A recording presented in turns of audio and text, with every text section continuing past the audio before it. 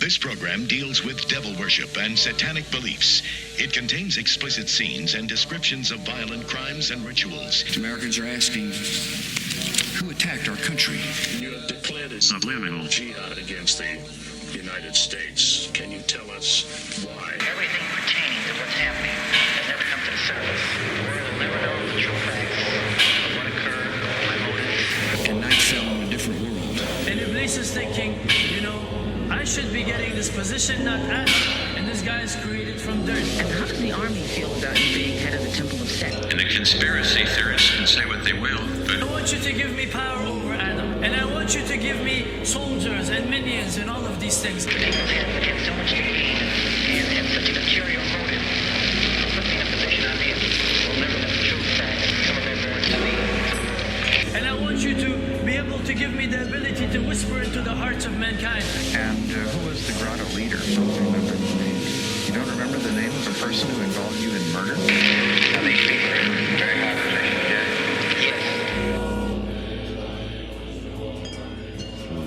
Welcome back to Subliminal Jihad, episode 94. I am your co-host, Dimitri. I'm Khalid.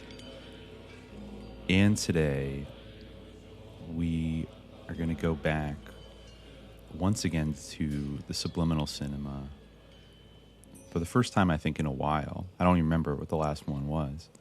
Yeah. Polanski, maybe? I think maybe it was Polanski. Yikes. Wow. Okay, yeah. It has been a while, but I think that especially in the week that we're recording this, when the topic of occult imagery in pop culture has reached dizzying new highs, you could say. Mm-hmm.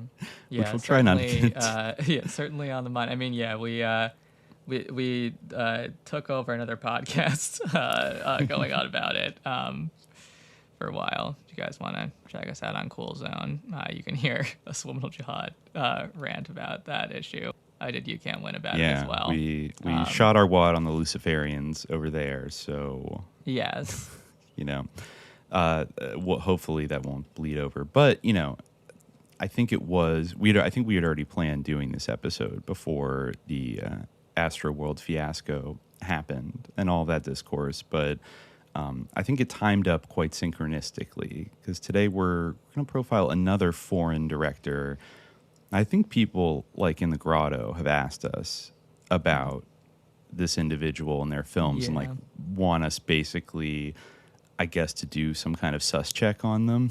Yeah, I had the sense this was a requested topic. I think it was at some point. It's probably far down on the list of Q&A questions that we haven't gotten to yet, but but it definitely has popped up. And when I first saw somebody asking about it, I felt a little bit embarrassed, because actually, even though I'm sort of aware of this guy, I hadn't really gone and watched his films, his very famous films. So today we're talking about Alejandro Jodorowsky, the Chilean high weirdo, high art filmmaker, who surprisingly is still with us. I think he's 92 or 93 years old, but he's still out there chugging. He's kind of like high art.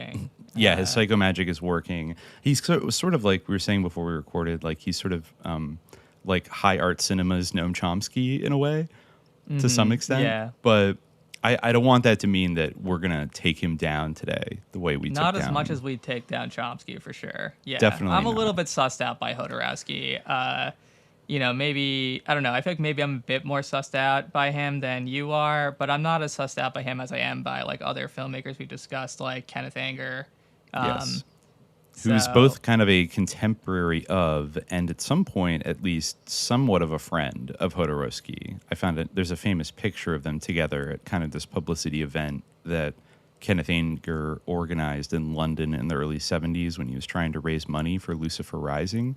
And then I think he got $15,000 from a state-owned British film fund. I think we talked about that in the Anger episode of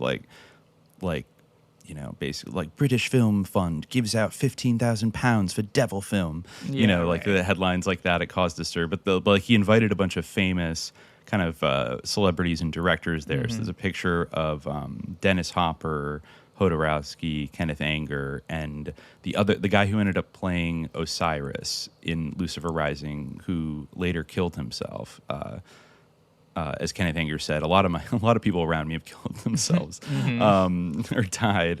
It's certainly true, but I tried to look a little more into like, did they have a deep friendship or did they really vibe with each other? They definitely had friends in common at various times. Like Mick Jagger comes to mind, and maybe sort of ran in some of the same circles, but I haven't been able to find too much of Jodorowsky kind of praising Kenneth Anger or like it, particularly because both these guys, they have a number of similarities, but they're both filmmakers that very publicly talk about film as a magical medium and sort of themselves as like magicians, right? Yes. The main difference, and you're right, like, I mean, there's definitely some aspects of Jodorowsky's background, which his life journey, his spiritual journey that we'll get into, that definitely are like a bit sus and like worth kind of digging into a little bit. But overall, the impression I get from him is that he has not overtly embraced like the left-hand path, the Luciferian path, the way that Kenneth Anger has. And in a way, like perhaps maybe I'm being overly charitable, but I almost feel like these are kind of two similar wizards. One went hard left into the left hand. I mean, he's a Nazi, but you know what I mean. Hard left hand path, and Jodorowsky kind of went the other way into the white hand, the right hand path. Like he went into like doing kind of white magic, which isn't to say. I feel like they are both. I don't know if Jodorowsky is a. I'm like still in that film school habit of calling him Jodorowsky, but I don't know if Jodorowsky is. His name. People do that. Yeah, people do. I watched in Jodorowsky's Dune. I was watching and I had to like really pay attention for like 20 minutes to like try to lock down how do you actually pronounce his name, like waiting for him to say it, because I noticed depending on what country you're from and what language you speak, it seems like Americans and French people like to say Jodorowsky. But people from like German kind of speaking countries, people like Nicholas Winding Refn and maybe like H.R. Geiger call him Jodorowsky because that's what a J would be in German. Yeah. And then people in South America, in Latin, Spanish speaking countries call him Jodorowsky.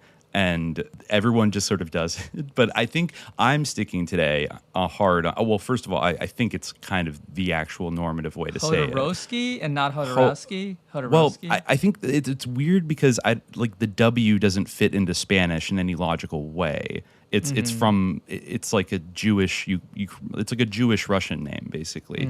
So I think that people kind of say Jodorowsky, Jodorowsky, because the J is Spanish, because he was born in Chile, right? Yes. I think that's consistent, because then why don't you call him Alejandro Jodorowsky, right? Like, I think we could say Jodorowsky, and I mean, if you wanted to be really Slavic about it, you'd be like Jodorowsky, but we won't VFI that W. I feel like Jodorowsky is, I wouldn't necessarily say that he's a right-hand path practitioner in the, like, conventional sense. Like, I mean, I'd say he's definitely like a little further right on the occult compass than, he's a little bit further towards the the right hand on the occult compass than Kenneth Anger, but I don't know. I feel like he's still like very much into like magical acts of will. Like, but yeah, no, I get what you mean. Like, he's more of a sort of love and light type mystic who wants to like,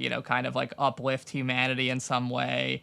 But I mean, it's hard to be as sus as Kenneth Anger, so it's like... Yeah, but even Aleister Crowley, who I know that Jodorowsky is definitely aware of, but I don't think I saw him necessarily like praising somebody like Crowley or saying he's like, more that guy's eclectic, great. He's not like... Kenneth Anger is like a straight up Thelemite, whereas Jodorowsky is, a little bit more eclectic in terms of his influences. And he's I mean, a poet. Like, he's a mystic poet, or as he said, he's chafed because he's Latin American, people have called him a magical realist. And he says, no, like, I don't believe in magical realism. I believe in realistic magic. Right. Yeah. You know, and stuff. Or he says like, I'm an atheist, but I don't believe in God, but I feel him everywhere.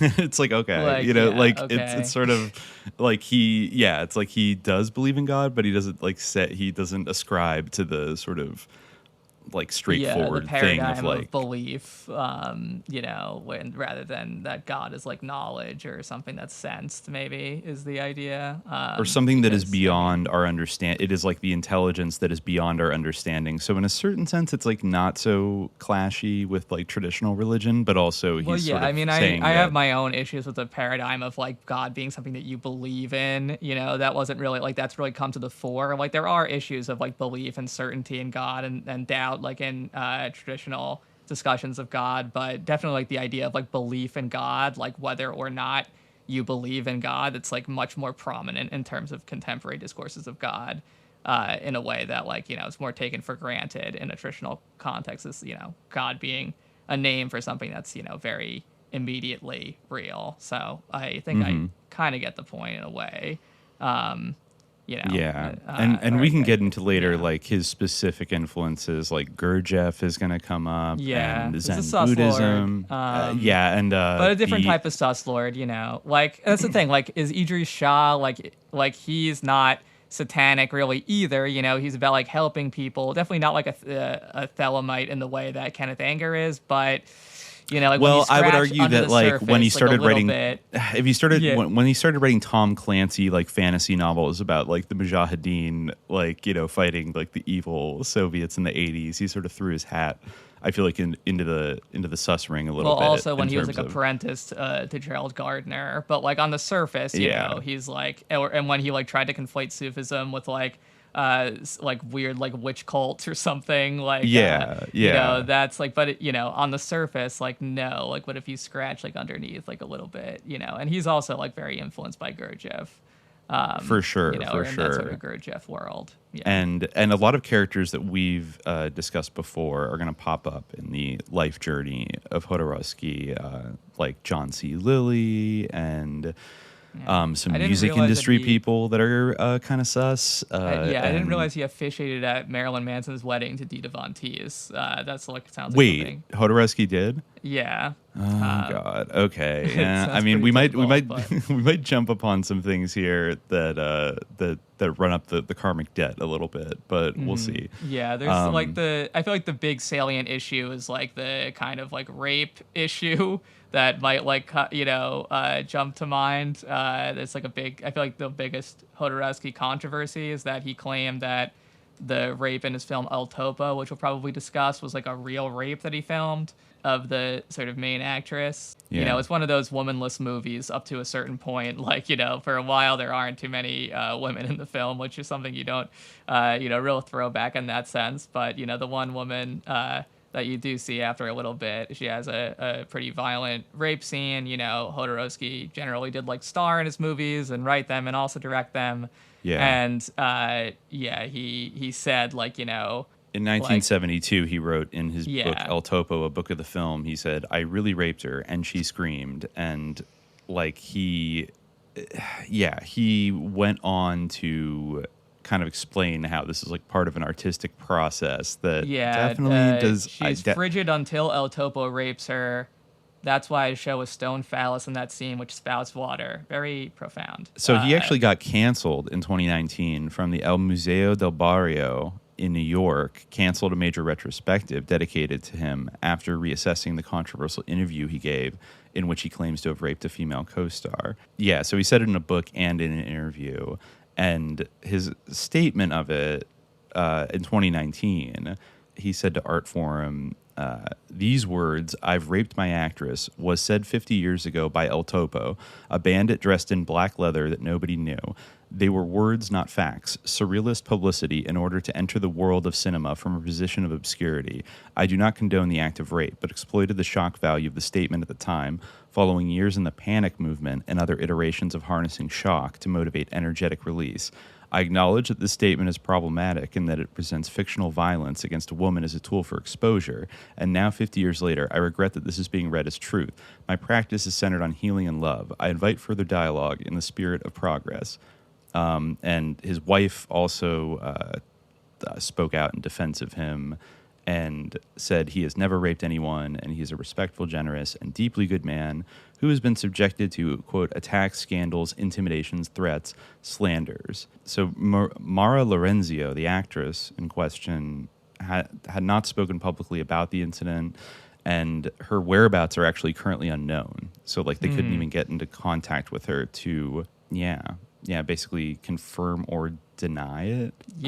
He also said in a 2007 interview to Empire magazine, quote, I didn't rape Mara, but I penetrated her with her consent. And in a Facebook post in 2017, the artist said he had made the statements to, quote, shock interviewers. Yeah. I mean, I'm sure he did make the statements to shock interviewers. I'm not sure if they were lies or not, or if the, like, suggestion that they were lies is a lie. Yeah. I just want to say this before it slips away at the end of this article. The cancellation of this exhibition comes 3 weeks after the museum backpedaled on its decision to honor the German princess Gloria von Thurn und Taxis. The socialite is known for her ties to ultra-conservatives such as former White House chief strategist Steve Bannon. Wow. So that's like, that's from Crying of Lot 49. The Thurn and Taxis. We talked about her before, yeah. Gloria von Thurn and Taxis. Yeah. So I don't know. Jodorowsky might know her actually, because he's talked about rubbing elbows with the European bourgeoisie, particularly in France. That's where he actually met Mick Jagger in the early 70s at like a party of like the ultra wealthy, of which I guess he was invited from time to time because he's such a colorful character. I don't know about the rape thing. The thing of he penetrated her without her with her consent sounds extremely like something Jodorowsky would do in like 1970. Like he was one of those theater guys, like in those, kind of like in De Palma movies that. But like Dionysus 69 like kind of pretty shit. Nebulous. Like it's very nebulous. Like what is like consent to? It just seems it's all very vague and like without the actual statement of the person. Like, again, like he's in trouble for statements that he made, which he then tries to walk back and say that they were intended to shock. So again, like without the actual victim, her whereabouts being unknown. That's a bit sus itself, it definitely is. So, it's just something to keep in mind as we move through. It is murky. Like, we can't really know because he indicted himself and then tried to walk it back. But, I definitely wouldn't come down on the side of saying that he didn't do it or that I'm convinced that he didn't at all. I can't say that. I feel like, I really, yeah. I don't know. Like in that world of like, we talked about before, like that world of like, he mentioned in that statement, like it has become a famous film that has been, screened around the world and endorsed by John Lennon and Yoko Ono in that very like old filmmaker type way, like when old anyone famous type way, where like they like weirdly just like sort of robotically when they have to defend themselves in some way, like just talk about like the accomplishments that like they've had, which like we all know because otherwise we wouldn't be talking to them. But my point is that like in that world of like John Lennon and like these like sort of rock star mystic celebrities, like I think that type of thing happens a fair amount. Like especially in this kind of era where there's like new agey stuff, there's like radical group therapy drugs, techniques, there's experimental theater, like there's just all these new things. And like we've definitely talked before about the kind of like the dark side of like liberation of like the sexual liberation moment of the 70s where like then like David Bowie's having like threesomes with like a 15-year-old, like it goes to like weird places like real fast, and it almost seems like who wasn't doing it, it's like hard to find Judith people. Molina during Paradise Now, which was a play, was for the what were they called, the Living Theater. She was like raped on stage in front of the whole audience in the theater, like during this play. Jesus. Like in during that time, I think in the 60s, I want to say. Yeah. I mean, so mid-60s. Okay. But we'll see, to what extent that comes up later. I mean, it's an interesting contrast, like Roman Polanski, who has so much of that kind of like violence against women in his movies or like eroticized violence, and then it ended up kind of spilling into his offstage life, basically, in these kind of spectacular, gruesome, scandalous ways, but nothing on that level. Like Jodorowsky doesn't seem to be, and maybe particularly later, because he had a turn towards. Does because El Topo. Yeah. Also, like he went through. He was on a real he was a real spiritual quester in the 1970s, and we'll walk through how the success of these two main movies, El Topo and The Holy Mountain, kind of transformed his life and introduced him to new rungs of society, but. He also, one of the things that kind of fucked up his career was in the mid-70s, he was supposed to adapt this erotic thriller this erotic drama, I think, called The Story of O, which was very 70s libertine, almost like Desaad kind of like real, but then at that point, by the mid-70s, he had like gotten turned on to feminism.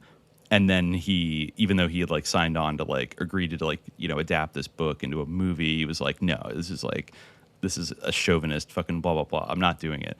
And so then, I don't know, a lot of investors got mad at him, et cetera, et cetera. So like he's I think maybe like El Topo is probably the worst example of the instincts of like being, I don't know, like a lecherous experimental theater director kind of thing, like letting the male gaze really just like go wild.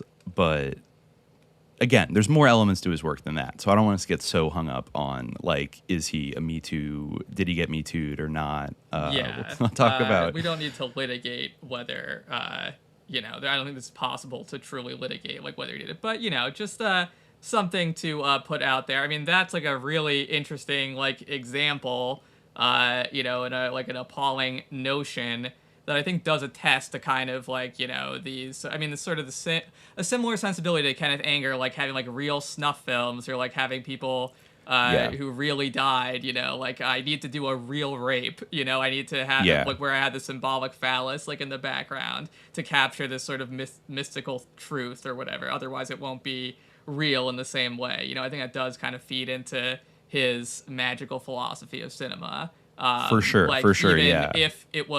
Even if it was an exaggeration, I think that even like that El Topo would say that, in his persona as El Topo in the black-clad bandit, the mole.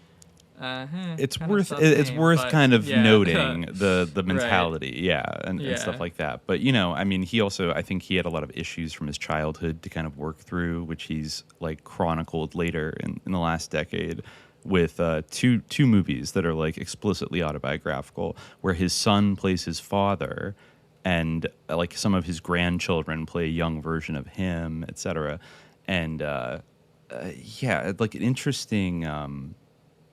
interesting early life for him. So like, I don't know, maybe we can, where should we start here? Like, should we give a little background for those first? Or we can give background. Give a little background. So the other person that I think that popped up into my head as I was kind of reading about his life, that is another like very close contemporary of his and also a very famous and kind of visionary South American, was Che Guevara, who I think was born within they were within 2 or 3 years of each other. Jodorowsky was born in 1929.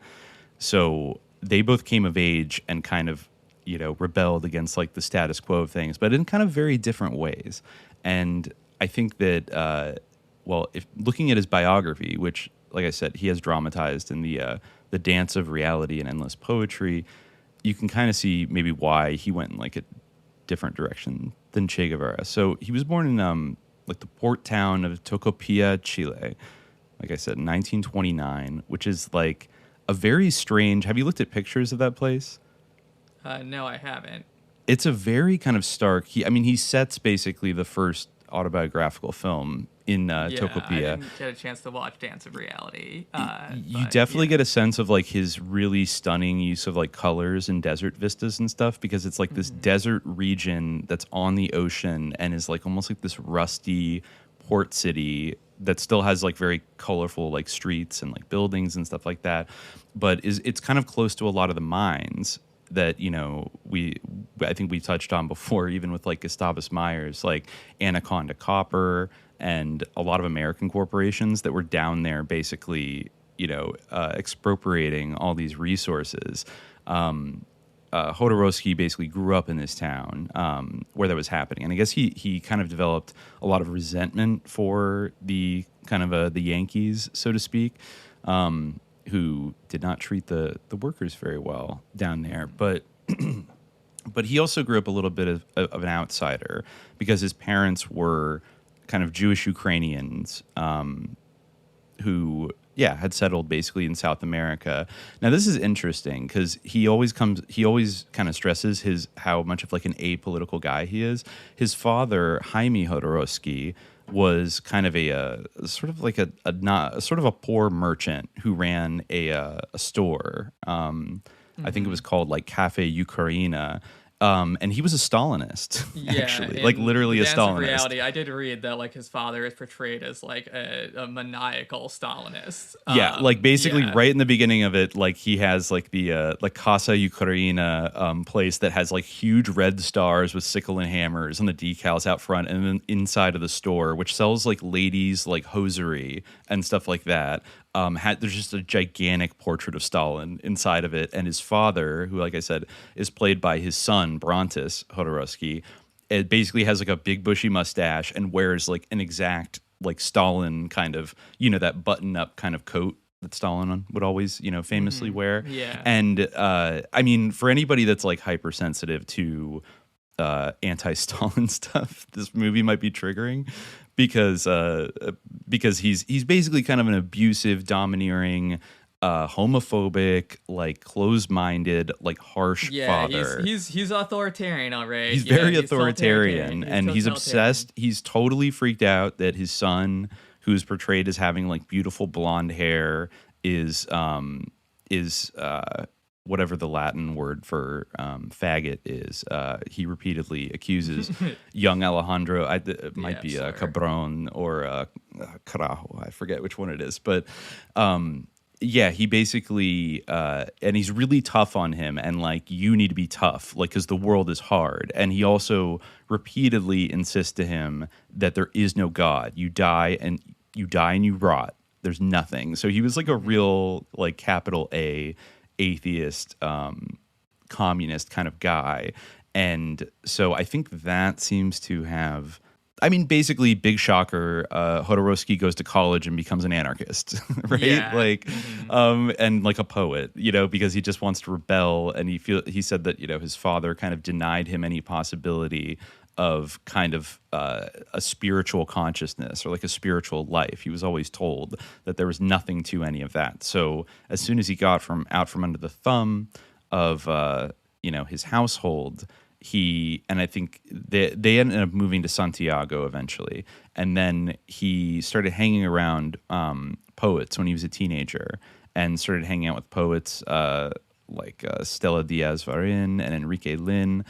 Got into anarchism, started going to college, studying psychology, but then I think dropped out after 2 years. And then he got into being a mime and then worked as a clown in a circus, which you can see in like all of his movies. He's obsessed with mime stuff and circus stuff. Yeah. I mean, well, if you're interested in the like interaction between like magic and theater or film, like, obviously you're going to have some kind of like clown type interest, I mean, absolutely. Kenneth Anger also had that sort of Harlequin interest, like that's like one of the biggest locuses of sort of the connection between like when you get back to the sort of ritualistic elements of theater. You're always going to run into clowns and masquerade and that type of thing. So, and correct me if I'm wrong, but when Kenneth Anger was young, didn't he make some kind of like little like stop motion sci-fi movie called The Minotaur? Yeah, he did. Okay, well, it's just interesting. I don't know if it was stop motion, but well, he definitely it made was a sci-fi movie called The Minotaur. And it had some like weird, like upsetting, like, I don't know, like children in space. It was a bit on the moon. It was, or like on the moon, or like on some distant planet or something. And like the Minotaur. It was basically like similar to the story of Theseus and the Minotaur, but the Minotaur was like eating like kids, and they were like horribly. We described it in our Kenneth Anger episode. I remember. Yes, we did. Well, it's interesting. I actually hadn't noticed this because in 1947 he founded his own theatrical troupe, the Teatro Mimico, which grew to 50 members by 1952. And in 1953 he wrote his first play, El Minotauro. The Minotaur. Oh, hey. And then classical after subjects are very popular, like sort of. yeah, of course, thing. yeah. But That's an interesting synchronicity that they both like Minotaurs, these two guys were so similar in a lot of ways. Like grew up in different parts of the world, and they still were like all about the Minotaur. That is like the horned god, kind of. Well, we'll see. Okay, so after that, he decided that there weren't a lot of opportunities for him, so he moved to Paris. And then he got really into the mime game. He was studying under Etienne Decroux, and then eventually joined the troupe of Marcel Marceau as one of Decroux's students. And, I've heard of Marcel Marceau before.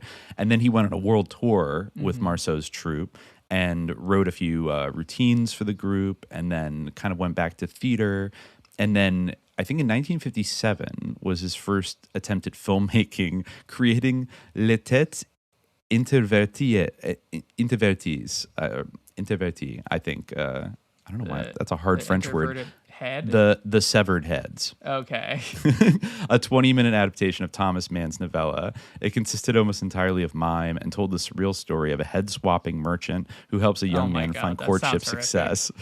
Jodorowsky played the lead role. Return to Oz is scary. I know, right? So then in 1960, he moved to Mexico City, and I guess he would go back to France a lot. He had some interaction with André Breton, the surrealist artist, who I feel like that's like a name that I've just like heard a million times, but I don't know that much about him or how sus he is. But anyways, but he actually felt felt any sussness about him either. I feel like my knowledge of him is like generally like cursory knowledge too. But, yeah. I'm not familiar with any sussness going on there. I don't think they're okay, so mind. here's another thing that he was also an anarchist, I guess. Yeah, true. But Jodorowsky was actually disillusioned by 1960. He felt like Breton had become somewhat conservative in his old age. So in 1962, he founded the Panic movement along with Fernando Arrabal and Roland Topor. The movement aimed to go beyond the conventional surrealist ideas by embracing absurdism. Its members refused to take themselves seriously while laughing at those critics who did. And I looked at Panic movement real quick, and it was inspired by and named after the god Pan and influenced by Luis Buñuel and Antonin Artaud's theater of cruelty. And the group concentrated on chaotic and surreal performance art as a response to surrealism becoming mainstream. The movement's violent theatrical events were designed to be shocking and to release destructive energies in search of peace and beauty. One 4-hour performance known as Sacramental Melodrama was staged in May 1965 at the Paris Festival of Free Expression. The, quote, happening starred Jodorowsky dressed in motorcyclist leather and featured him slitting the throats of 2 geese, taping 2 snakes to his chest while having himself stripped and whipped. Other scenes included, quote, naked women covered in honey, a crucified chicken, the staged murder of a rabbi, a giant vagina, the throwing of live turtles into the audience, and canned apricots. Cool. Okay, that sounds a little bit... I mean, Pan, like, I hope, I'm not going to make another Greek mistake like I did with Oikos, but... Pan, I think, panic is like an inherent reference to Pan, like panikos. I think that Pan is kind of like has always been associated with the idea of panic, but I think it has. Maybe but they were more I didn't know that it was. But It sounds like they were consciously inspired by. Yeah, I mean, Pan just and doing Artaud himself was like interesting suslord. I would be interested to do a whole episode about Artaud because, he's also like a weird anyway, but. The theater of cruelty, which you definitely can see some of that bleed into Jodorowsky's that was early all movies. About, I think Artaud even said, I call it the theater of cruelty, but you can also call it the theater of life or the theater of truth. He was all about reclaiming the sacred in the theater, but of course, the sacred is completely different from God. He hates the God or the divine. God would always steal his words from him. Although Artaud had a lot of different periods of converting to Catholicism and then being I hate this, etc. So he was kind of all over the place. He had been committed to mental institutions. He had gone into sort of monasteries, I think, at one point. But his theater of cruelty was like very much about like kind of reclaiming, the theater on his double, he wrote all about like the Balinese theater and kind of getting back to that ritual idea of the theater. He's incredibly influential in like the Western avant-garde, but like the sort of fashy, aspects of artaud are like not really deeply considered in a lot of cases. Like there's a book, Artaud and His Double, I think, which is kind of a play on the name of the book, The Theater and Its Double. I forget the author of the book, but it kind of goes into the sort of problematic or like more nuanced aspects of like some of his esoteric ideas, like in contrast to the sort of more one-dimensional picture of him as this like heroic avant-garde sort of innovator. It's Artaud and His Doubles by Kimberly Janarone. So, yeah. Interesting. It's something to think. But anyway, sorry. Yeah, so that's kind of the scene he was involved in Mexico. But then, I guess, he made his first film, Fondo y Lis, which is actually, I think, maybe one of the only ones I didn't watch. But I've seen clips of it. It was in black and white, and it's the first kind of like stab at what Jodorowsky would kind of end up doing, which is like weaving this very surrealist, kind of bizarre imagery, some of it very shocking and kind of violent or sexual, and with a kind of like mystical framework. I guess it instigated a riot at the 1968 Acapulco Film Festival amongst those objecting to the film's content, and it was subsequently banned in Mexico. And so around that time, in Mexico City, Jodorowsky encountered Ijo Takada, a Zen Buddhist monk who had studied at the Horyuji and Shofukuji monasteries in Japan before traveling to Mexico via the United States in 1967 to spread Zen. Jodorowsky became a disciple of Takada and offered his own house to be to be turned into a zendo.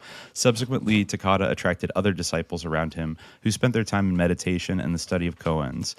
Eventually, Takada instructed Jodorowsky that he had to learn more about his feminine side, so he went and befriended the English surrealist Leonora Carrington, who had recently moved to Mexico.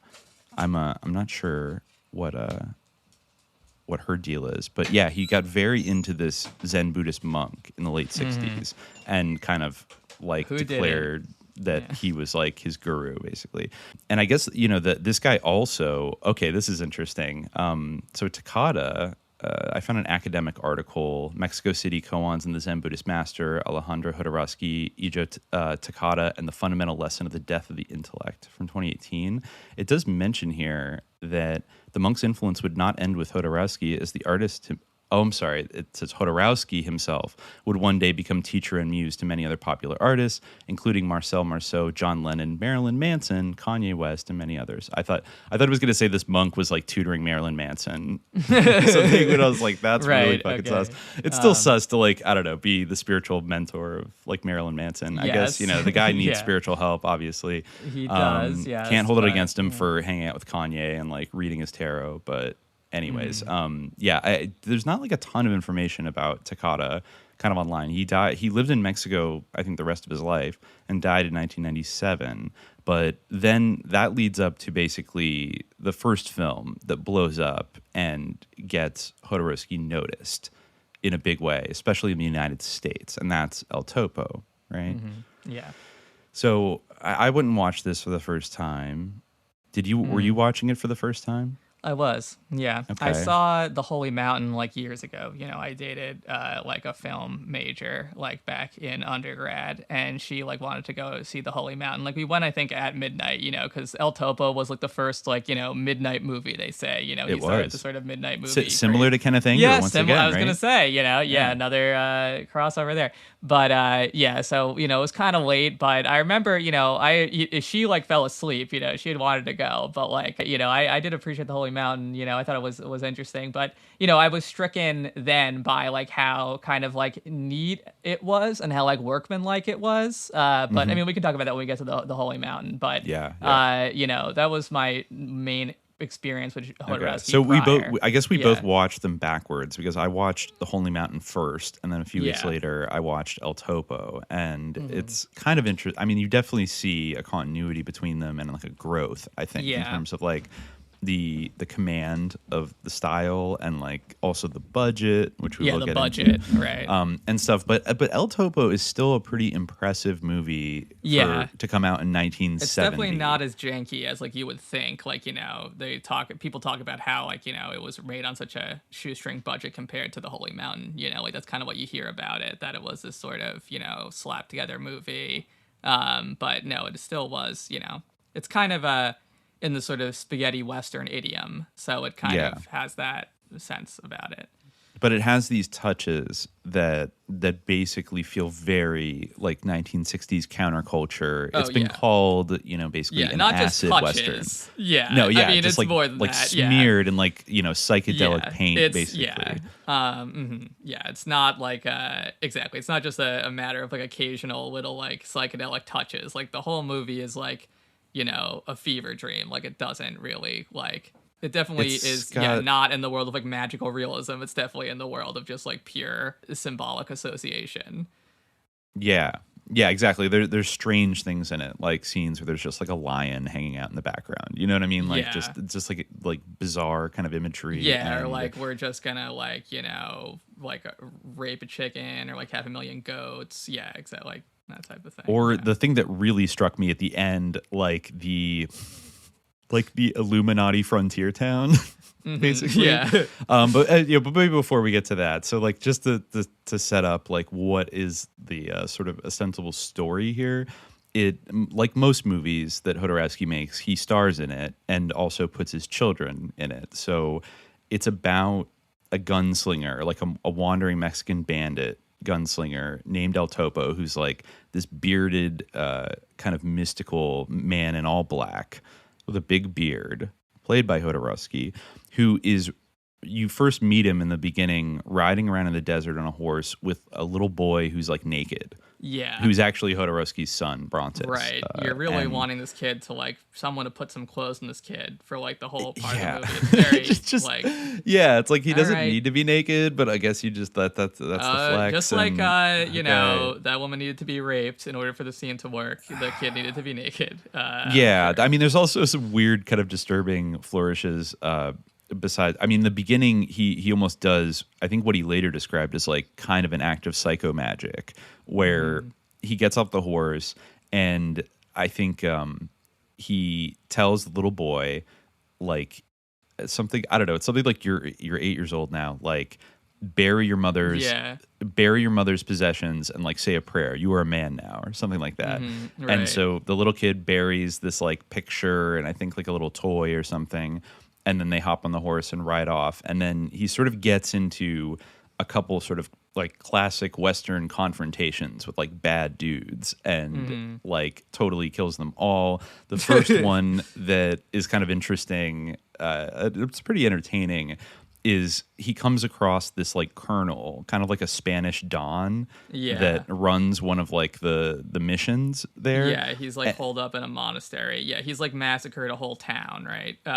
He comes and finds a whole town massacred. Killed and there's a lot of blood, a lot of death in El Topo, and so he finds out that it's like the colonel at the mission is the guy who did this, and he's got a whole gang of like sicko goons that they are torturing the Dominicans there and like riding them around and spanking them. Yeah, subjecting them to kind of like humiliating sex rituals, like the Franciscan monks, basically. And but it's kind of filmed almost in a way at first as if the monks are kind of into it a little bit. Kind of. Well, there's like very I'm sure very shocking at the time, like kind of like gay dance sequence where they kind of kiss or something. It's unclear. Yeah, again, sort of. It's kind of like fun and romantic and like subversive and stuff. And but then also there's like an undercurrent of like they're being held hostage and like forced and all these things. And then there's like a beautiful woman, the aforementioned actress, that the rape controversy was around, who is like kind of the kept woman of this colonel. And basically, El Topo shows up. He sort of challenges the colonel to like a duel and then sort of like totally like humiliates him. And then something that pops up in so many of his fucking movies, he shoots the colonel's dick off Yeah. And then the colonel immediately, in like a fit of despair, is like, no, anything but that. And he immediately just like shoots himself in the head with a shotgun, like afterwards, and he's dead. So then, mystical phallus is the most. Yeah, important no, thing. it's You gotta really have like that phallus. there's multiple times it's also in Santa Sangre, and it was going to be to some extent in Dune as well. That's like not in the novel at all, but he is really fixated on like castration, like his male characters getting castrated, and a couple that's, like, times a they big kill part themselves of, right like, after. Jungian kind of or New Age mysticism, like the symbolism. I mean, as he even mentioned in sort of the rape description, like the symbolism of the phallus, like the power of the phallic icon. That's like really important, I think, as like as a symbol. That's one of the symbols when you're one of the most potent images that there is the phallus, especially when you're talking about like clowning and things like that, the phallic clowns being like one of the sort of first forms of miming and theater in that way. So that maybe encourages that focus on Dick in addition to just being like a weird dude. Definitely. Yeah, I mean, it's like a really dark commedia dell'arte kind of shit going on there. Yeah, and also like the sort of like the sinister laughter of gangs is something that I noticed that pops up. I really noticed in like the desperados that ride around him in the beginning. Yeah. They're just like and they're just laughing at like nothing. But it's like the more they laugh, the more terrifying it gets because they're just horrible. like yeah, exactly. They're just like insane, and they're all just like rape crazy like maniacs, and I believe he kills all of them and then takes off. The woman wants to go with him, so he rides off into the sunset with her, and they swim around in like a spring, and then they end up in the desert very abruptly, and they're like freaking out and like dying of thirst, and there's like a very strange like rape sequence in the desert, which is what that whole controversy was about, where there's like a phallic column of stone that starts spurting up water out of it. Like, it's like, and so they have this kind of, and they're kind of doing like a magic circle thing. I think because doesn't he kind of, the El Topo kind of snaps when they're sitting in like this sort of circle in the desert to like, I don't know, pray for water or something. And he kind of like loses it, and he, assaults her, whatever, but then they're like kind of connected after that.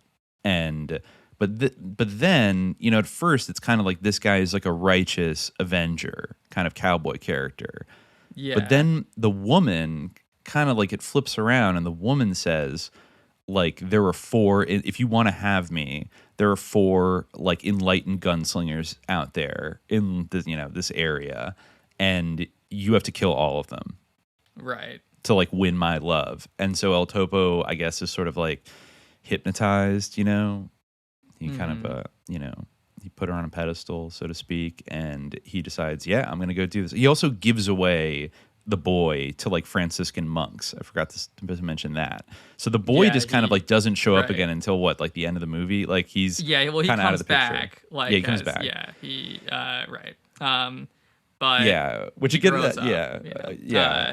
but kind of interesting that he leaves him with all like the kind of the licentious monks or whatever. Maybe they were just victimized. But anyways, so he goes on kind of almost like this samurai movie kind of quest to like have a showdown with like these different enlightened gunslingers who all have certain kind of like mystical abilities, right? Yeah. Yeah, exactly. They all have kind of like Siddhi type powers, sort of, and different kind of like philosophies. Yeah. The first guy is like sort of like this like non-binary kind of sort of Indian guy who is like bullets just like pass right through me. Right. Like I don't need to eat food anymore. Like he's like a breatharian, and he doesn't need to see. He just let bullets just pass right through him. Right. Exactly. And so I guess each gunmaster kind of represents like a different type of religion or philosophy. Yeah. And I had heard that, but I was not like quite clear like what religion or philosophy each one represented. Like they kind of, it seemed to blend together at a certain That's true. point. They all seem kind of mystically enlightened in some particular way, but it's almost more on the level he would hate for me to say this, but it's almost like they have a specific like mystical superpower, like a superhero. I mean, but no, it's not as like comic booky as that, but they all have kind of, you know, something that makes them like kind of more enlightened, but he does manage to kill all of them. And then I think, but then when he gets to like the last gunfighter, that one kind of like devastates him, right? Yeah. Like he feels absolutely like he's given himself over to evil because he's killed all of these guys that were like more enlightened, more holy than him. And that he's been forced to almost like betray his own like spiritual mandate to be like, you know, the bringer of justice, El Topo. Yeah, I mean, I kind of interpreted it that like the last gunfighter like kind of defeated him, like, you know, with the butterfly net kind of, you know, the butterfly net, watch out. Oh shit, the butterfly net. You know, I'm looking up his dialogue right now. The last gunfighter, he's like very much like a wandering ascetic. He has like, you know, he's like a bedraggled, like kind of fakir guy, you know, like really emaciated. And he's like, want to duel with me? How will I do that? I have no gun. I bartered the pistol for a butterfly net. I must fight you with my hands. Fight, fight, fight. See? My net is more powerful than your bullets. If you shoot again, I'll reflect the bullet directly into your heart. How can you win if I don't duel? I have nothing. Even with a trap, you couldn't have taken anything from me. I don't care about my life. Now I'll show you. You lost. And a lot of them, like, kind of say that, like, you're dead already. Like, you know, I don't care about my life. That's how, like, you know, the dead rabbit guy is, like, a little bit different. But anyway, like, yeah. You know, and also he defeats like, you know, all of them not through like superior skill, but through draw. like accidents or like luck or trickery or something like that. Like he defeats them all in like an underhanded kind of way. Yeah, but I kind of felt like the last guy, like, you know, when he said the bullet will like go back into your heart, like that sort of was like the beginning of like his spiritual like death and rebirth almost, you know, like through killing that guy, like he became transformed and like, you know, his like El Topo-ness was like defeated and transmuted in some way, like by that last guy. Because the last guy outsmarts him by killing himself before El Topo can kill him. Yeah. And so he becomes ridden with guilt. He destroys his own gun. And also at some point along this quest, it's like not explained, but this kind of woman that wears all black that has like a male voice kind of teams up with El Topo and Mara, you know, the woman he saved. But then there's like almost like a lesbian kind of romance like developing between them, or like the black clad woman wants Mara. And so after they kill all the gunfighters, the woman in black shoots El Topo in, I guess, like a stigmata kind of pattern, and then rides off with Mara. Right, yeah. El Topo's like kind of a Christ figure, sort of. Well, yeah, then it gets very odd, because then he gets taken to like a subterranean society of dwarfs and mutants. Yeah, right, yeah. And he's like, then that's where you see the famous like photo of him with like crazy red hair, looking like just like a madman. You know, monk or something. And so he's down there with these kind of dwarfs and mutants who have kind of genetic mutations. The woman who kind of tends to him says, because like we practice so much incest.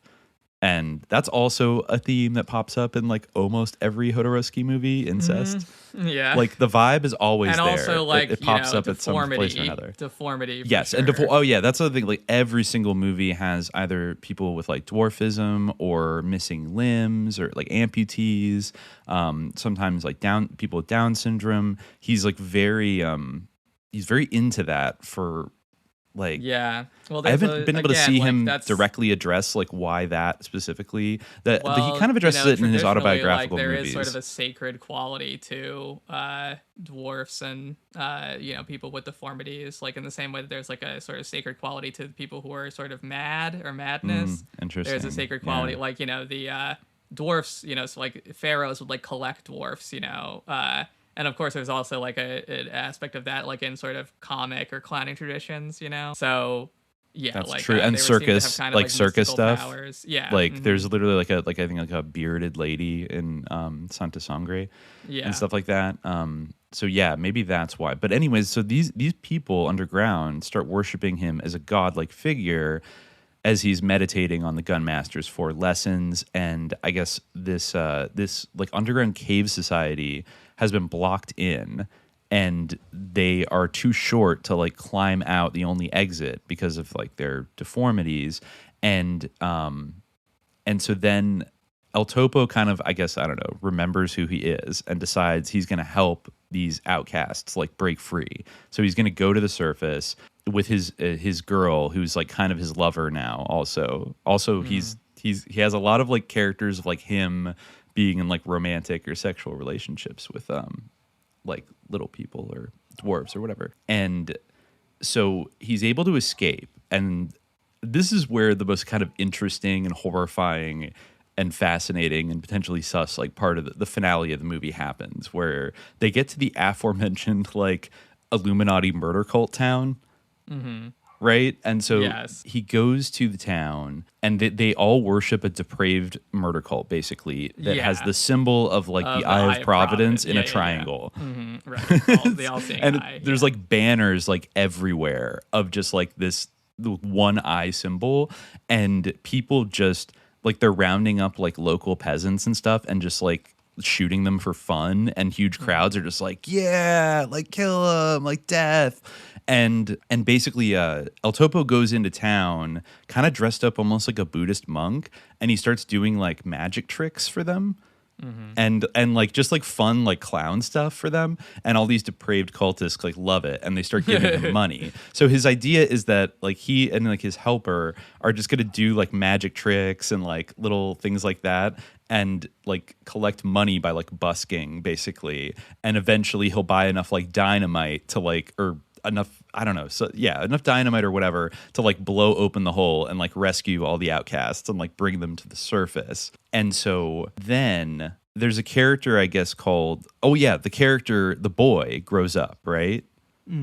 He comes into town like as a priest, and he's supposed to be like the new priest of the town, right? And there's an older priest there. And but their religion has been perverted into this like Illuminati cult. So there's like a really wild scene in the church where the original priest who's there pulls out a revolver and starts talking about like miracles basically, and he puts a bullet in the gun and spins it, and then like plays Russian roulette. Starts playing Russian roulette with it. And then he starts passing around like, who else believes in a miracle? And like everyone's like, me, let me do it. Gosh. And all these people start basically like playing Russian roulette with this gun, and every time it clicks, everyone's like, miracle! Like everyone's just like really excited. But then Hijo, the grown-up son of El Topo, who's like the other kind of like the other priest there, I think he tells everybody to stop. And people kind of confront him, like, what? Like, don't you believe? And so he takes the gun, and then he empties out the bullet. The original priest, like, whispers to him. He's like, don't worry, it's just a blank. And so then Hijo... As we know, not how blanks work. Apparently, yeah, I know, right? Even that kind of hit different given the last month. Like, it was even inside of a church, like, where this... And so he says, yeah, don't worry, it's a blank. And then Hijo opens up the cylinder, drops out the blank, and then grabs a bullet from somebody's like bandolier, and then puts a real bullet in it, and then puts the gun to his head and clicks it. And then doesn't somebody else grab it at that point? And then they shoot themselves? Or a little kid or something? Right. Yeah, it was like that. It ends horribly, of course. And then at that point, like the religion, like nobody wants to go to church anymore because like a little kid shot themselves. So then Hijo sort of unmasks himself and is dressed up like as El Topo in all black, and he confronts the OG El Topo and says like basically, I've come here to kill you, right? Right. Yeah, because for abandoning him at the monastery. Yeah. Pretty much. Yeah. And so, but then, original El Topo Senior is like, no, don't you understand? Like, I've turned my back on all my like bad behaviors and like all the horrible things and I'm trying to help these people by digging this hole and getting them out from the earth, like to make it, to restore the, my karmic balance or whatever. And he's kind of like, okay, well, since that's a good thing that you're doing, I will wait to kill you. I'll let you finish that. And then I'll kill you after it's done. So then it becomes kind of like this, almost like this wacky thing where like it's never going to be done, and he keeps digging, and he's like, no, just a little more, and he gets very impatient, and kind of and is like helping him, but they also, I don't know, they also kind of bond a little bit. It maybe is harder to, and eventually they open up the tunnel, but then Hijo is unable to kill his father. He can't do it. So then the outcast comes streaming out into the village, but then immediately the Illuminati cultists just start executing them all. And El Topo watches with horror as like all of his like people are murdered. And then he gets shot, but then he massacres the entire town. And then he sits down like that Buddhist monk in 1963 and douses himself in like oil and then sets himself on fire. Yeah. Just like Thong Huang Duke. Yeah. And at the end. And then I guess I think that must have been like kind of a partially delivered reference, right? That was maybe. After that. Yeah. Maybe. I mean, people have looked into a lot of elements of this movie. Basically, like a lot of people pointed out the kind of vibes were a little bit similar to like the Manson murders, right? Mm-hmm. Yes. And I don't know to what extent at the time or just like in retrospect we've looked at it and been like, oh my, like because it came out. I have to assume that most of the movie was shot before the Manson murders, but it came out right after the Manson murders in 1970. Yeah. So in its depiction of like mass slaughter, like desert cults. Mm-hmm. Like a messiah, like a hippie messiah going around like murdering everybody, even like the Illuminati cult town that revels in like murder and chaos and all this shit.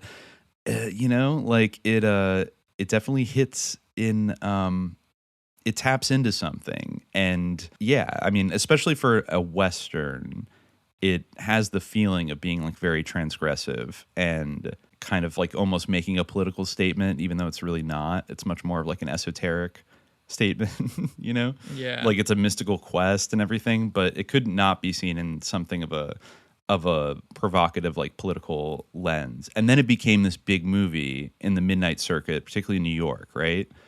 Yes. Yeah. And it started fascinating people. So I think it played at the Elgin Theater in New York. Yeah. And it premiered on December 18th, 1970, and ran continuously 7 days a week until the end of June 1971. That's pretty crazy. So that's for like 7 months. It ran 7 days a week. I don't think there's any movie that would happen like big or small nowadays, right?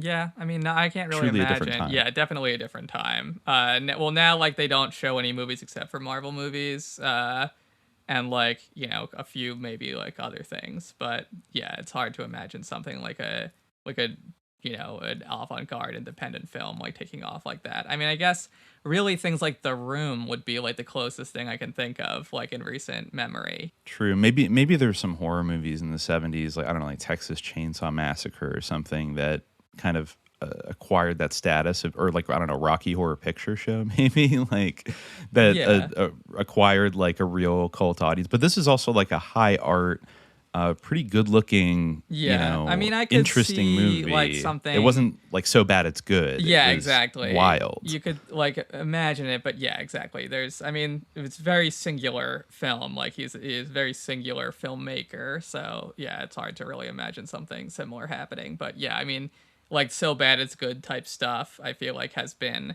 the version of that kind of like obscure film being catapulted to success that we've seen in recent years. More so than anything else. Yeah. You got a shock, I guess. That's it seemed to be really on his mind at the time. But then that leads to the kind of really big break that changes a lot for him because it gets discovered by John Lennon. Right. John Lennon goes to see it.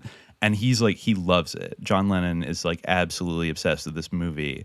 And he starts talking to his manager, Allen Klein, the guy who ran like Abco Records and like came in after, I think it was Brian Epstein, the original Beatles manager, died of like a drug overdose at like age 32. Might have been sus, but Allen Klein came in and basically arranged for it to be like played more often and distributed and stuff. And basically, you know, they eventually want to bankroll Jodorowsky's next movie.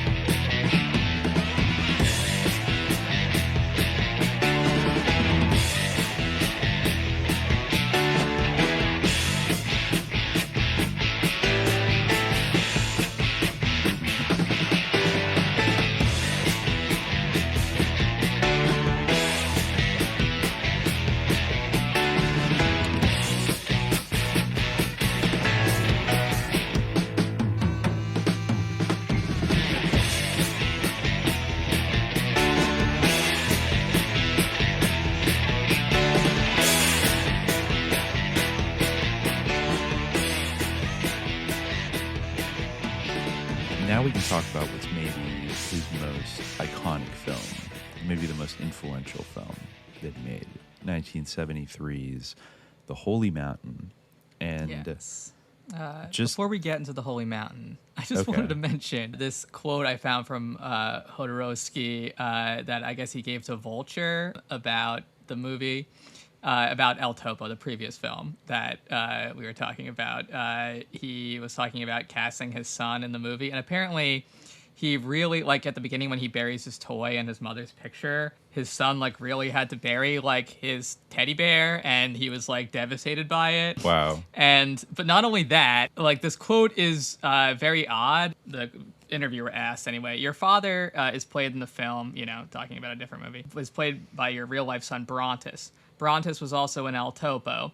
I know you felt guilty about his involvement in that earlier film. After asking him to bury his own teddy bear, you apologized to him and made him dig up his teddy bear, saying, now you can be a child. Do you think that what you asked of Brontes was too much to ask of a child? And he said, yes. A person is not the same in his life at all times.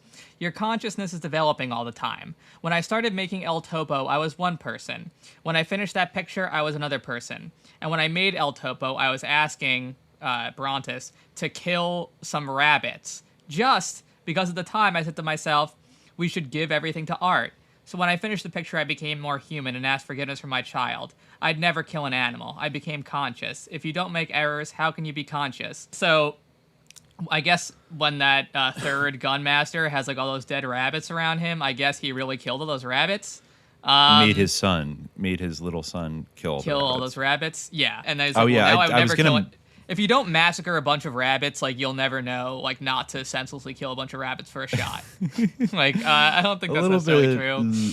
Also, like, one thing I forgot to mention is, in addition to the character being, the little boy being naked, he, at various times, like, when they capture bad guys, El Topo hands his revolver to the little boy and, like, guides him almost.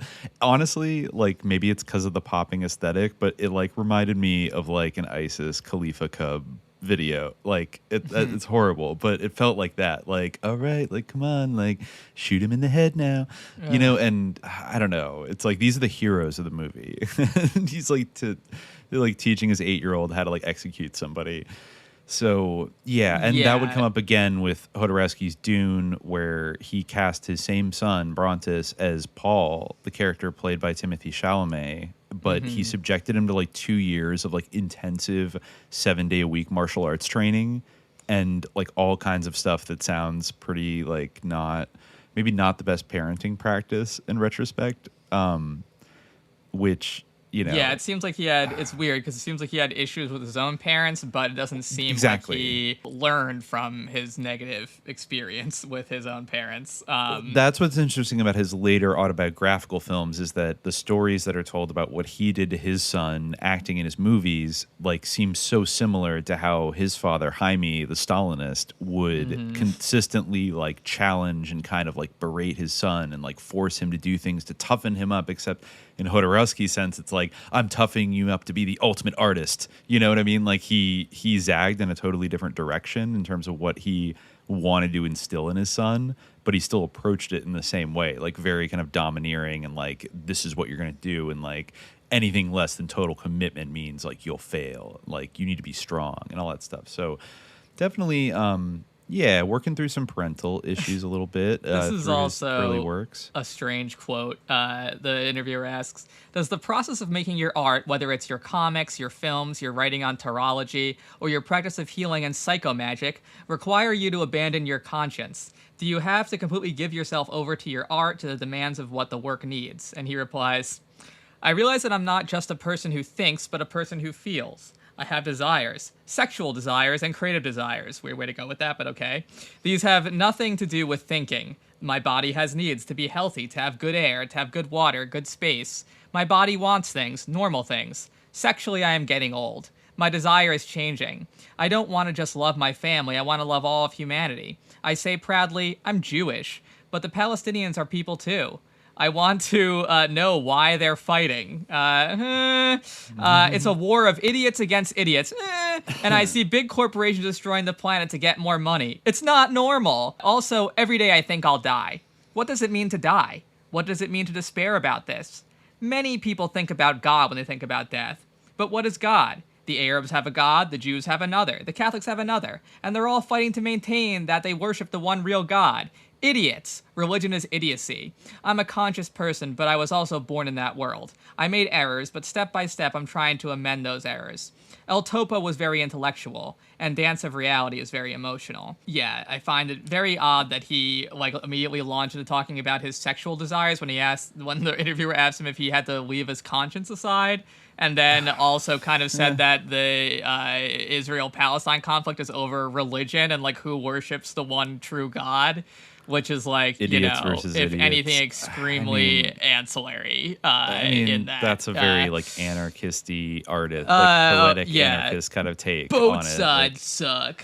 Yeah. yeah, it is kind of, he is into both sides sucking a lot. So awesome. Okay. yeah, well, but you know, we are talking now about the movie of his that maybe has the strongest political overtones and themes in it.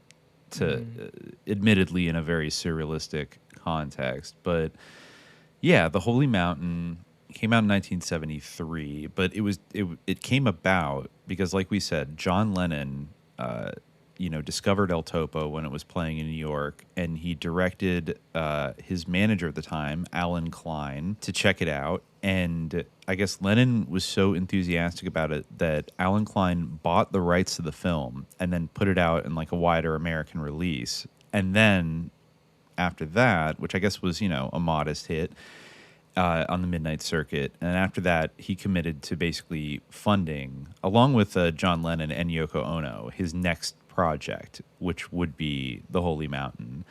And this guy, just to say, like, this is where, he comes up against, this is kind of like some Laurel Canyon type of stuff. I mean, we talked about in our Eagles episode. Like, Allen Klein, I'm pretty convinced that, I mean, if you pull up, like, a picture of him, it seems like the character in Phantom of the Paradise. Remember, like, not Swan, but, like, his kind of his minion manager, like the very rotund fellow who got killed in the shower scene. Not in the shower scene. The guy who dresses up as like the Pope at the end and gets like shot in the head. Okay, yeah, all right. Yeah. And the guy who's like in the beginning, there's that like facing the camera kind of long take of like, I want you to break her, and it's like in time she's already over.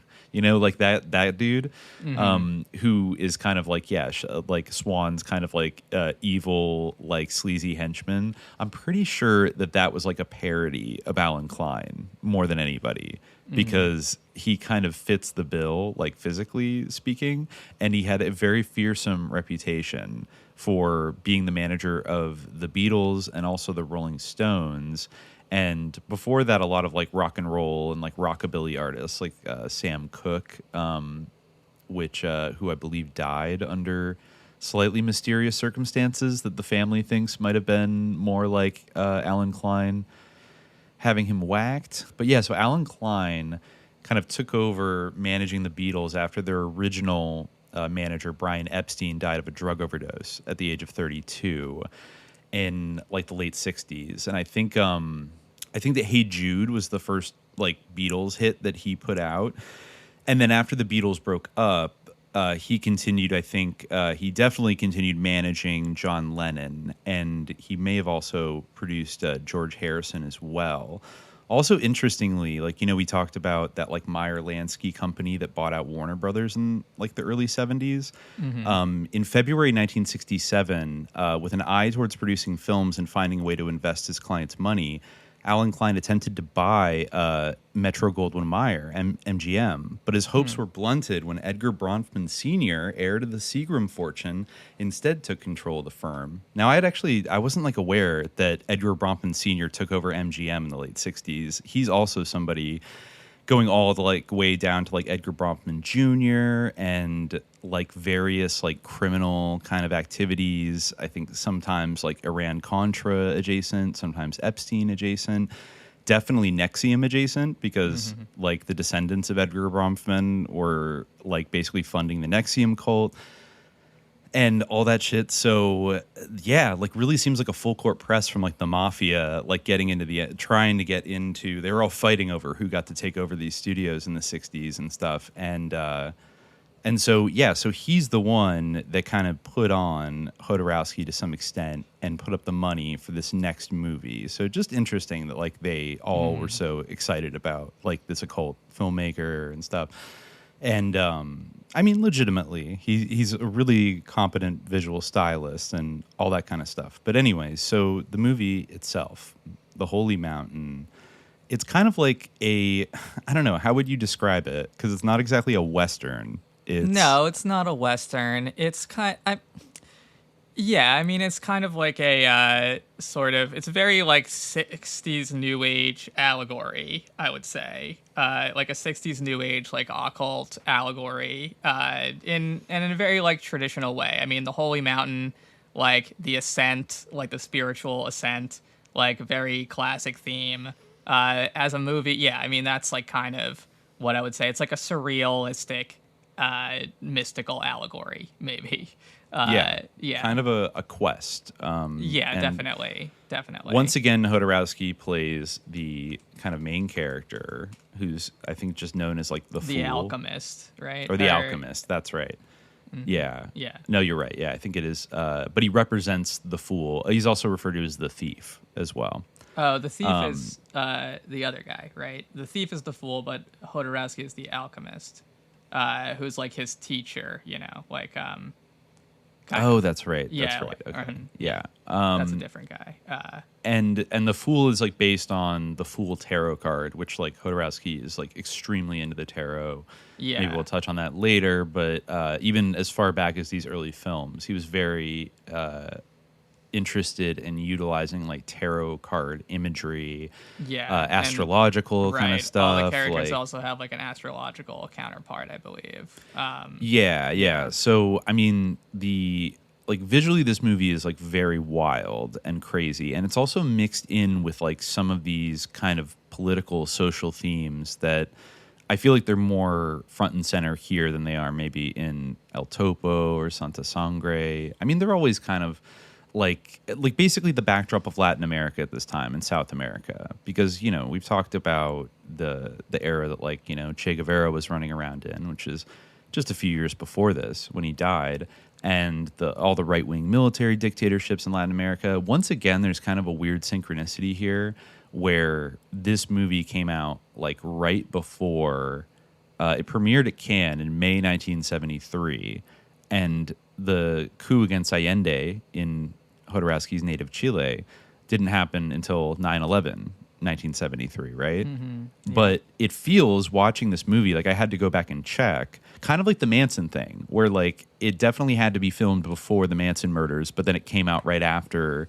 or right around the time the Manson murders happened, and everyone was like, whoa, this feels like it's commenting on it. I'm not saying he's like psychic and like can intuit, or somebody gave him a memo of like what's going to happen soon. I mean, this kind of repression was happening all over Latin America going into it, so it's not to be like psychic to have like a sense. You didn't have to be psychic, but the fact that he Or is to get a Chilean definitely, like, it hits a little different watching it after Pinochet takes over, because the images they're very reminiscent of kind of the Illuminati murder cult town in El Topo, in the sense of like there are these like cutaway kind of random moments, like particularly near the beginning, of like fascist troops in sort of like an unnamed Latin American city, like lining up protesters or dissidents or whatever and like gunning them down, and then all these bourgeois people all dressed up, kind of like in Eisenstein's October, when there's like that montage of like them machine gunning down all the workers, and it just cuts to like a woman like twisting her parasol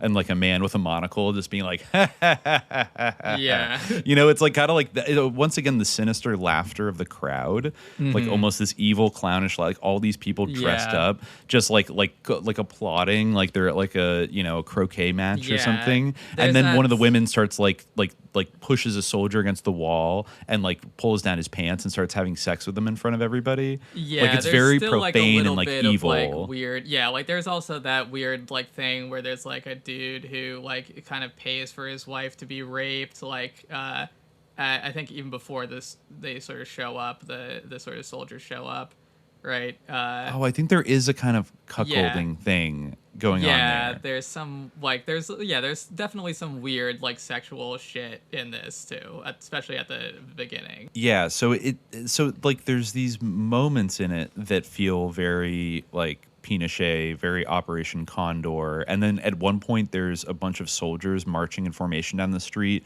with like poles that have crucified skinned dogs on them. Like they're marching with like the banner.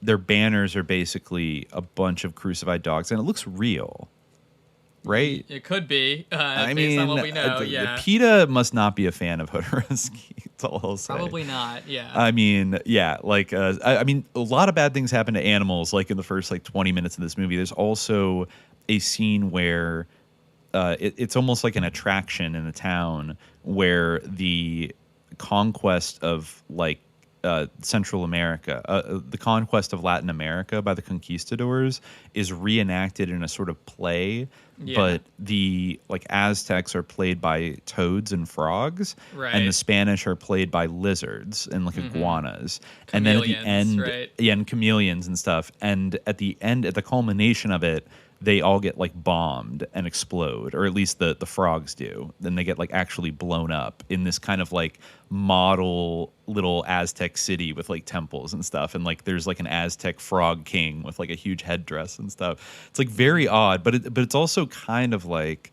talking about, it's like commenting on like imperialism and colonization, colonialism in Latin America.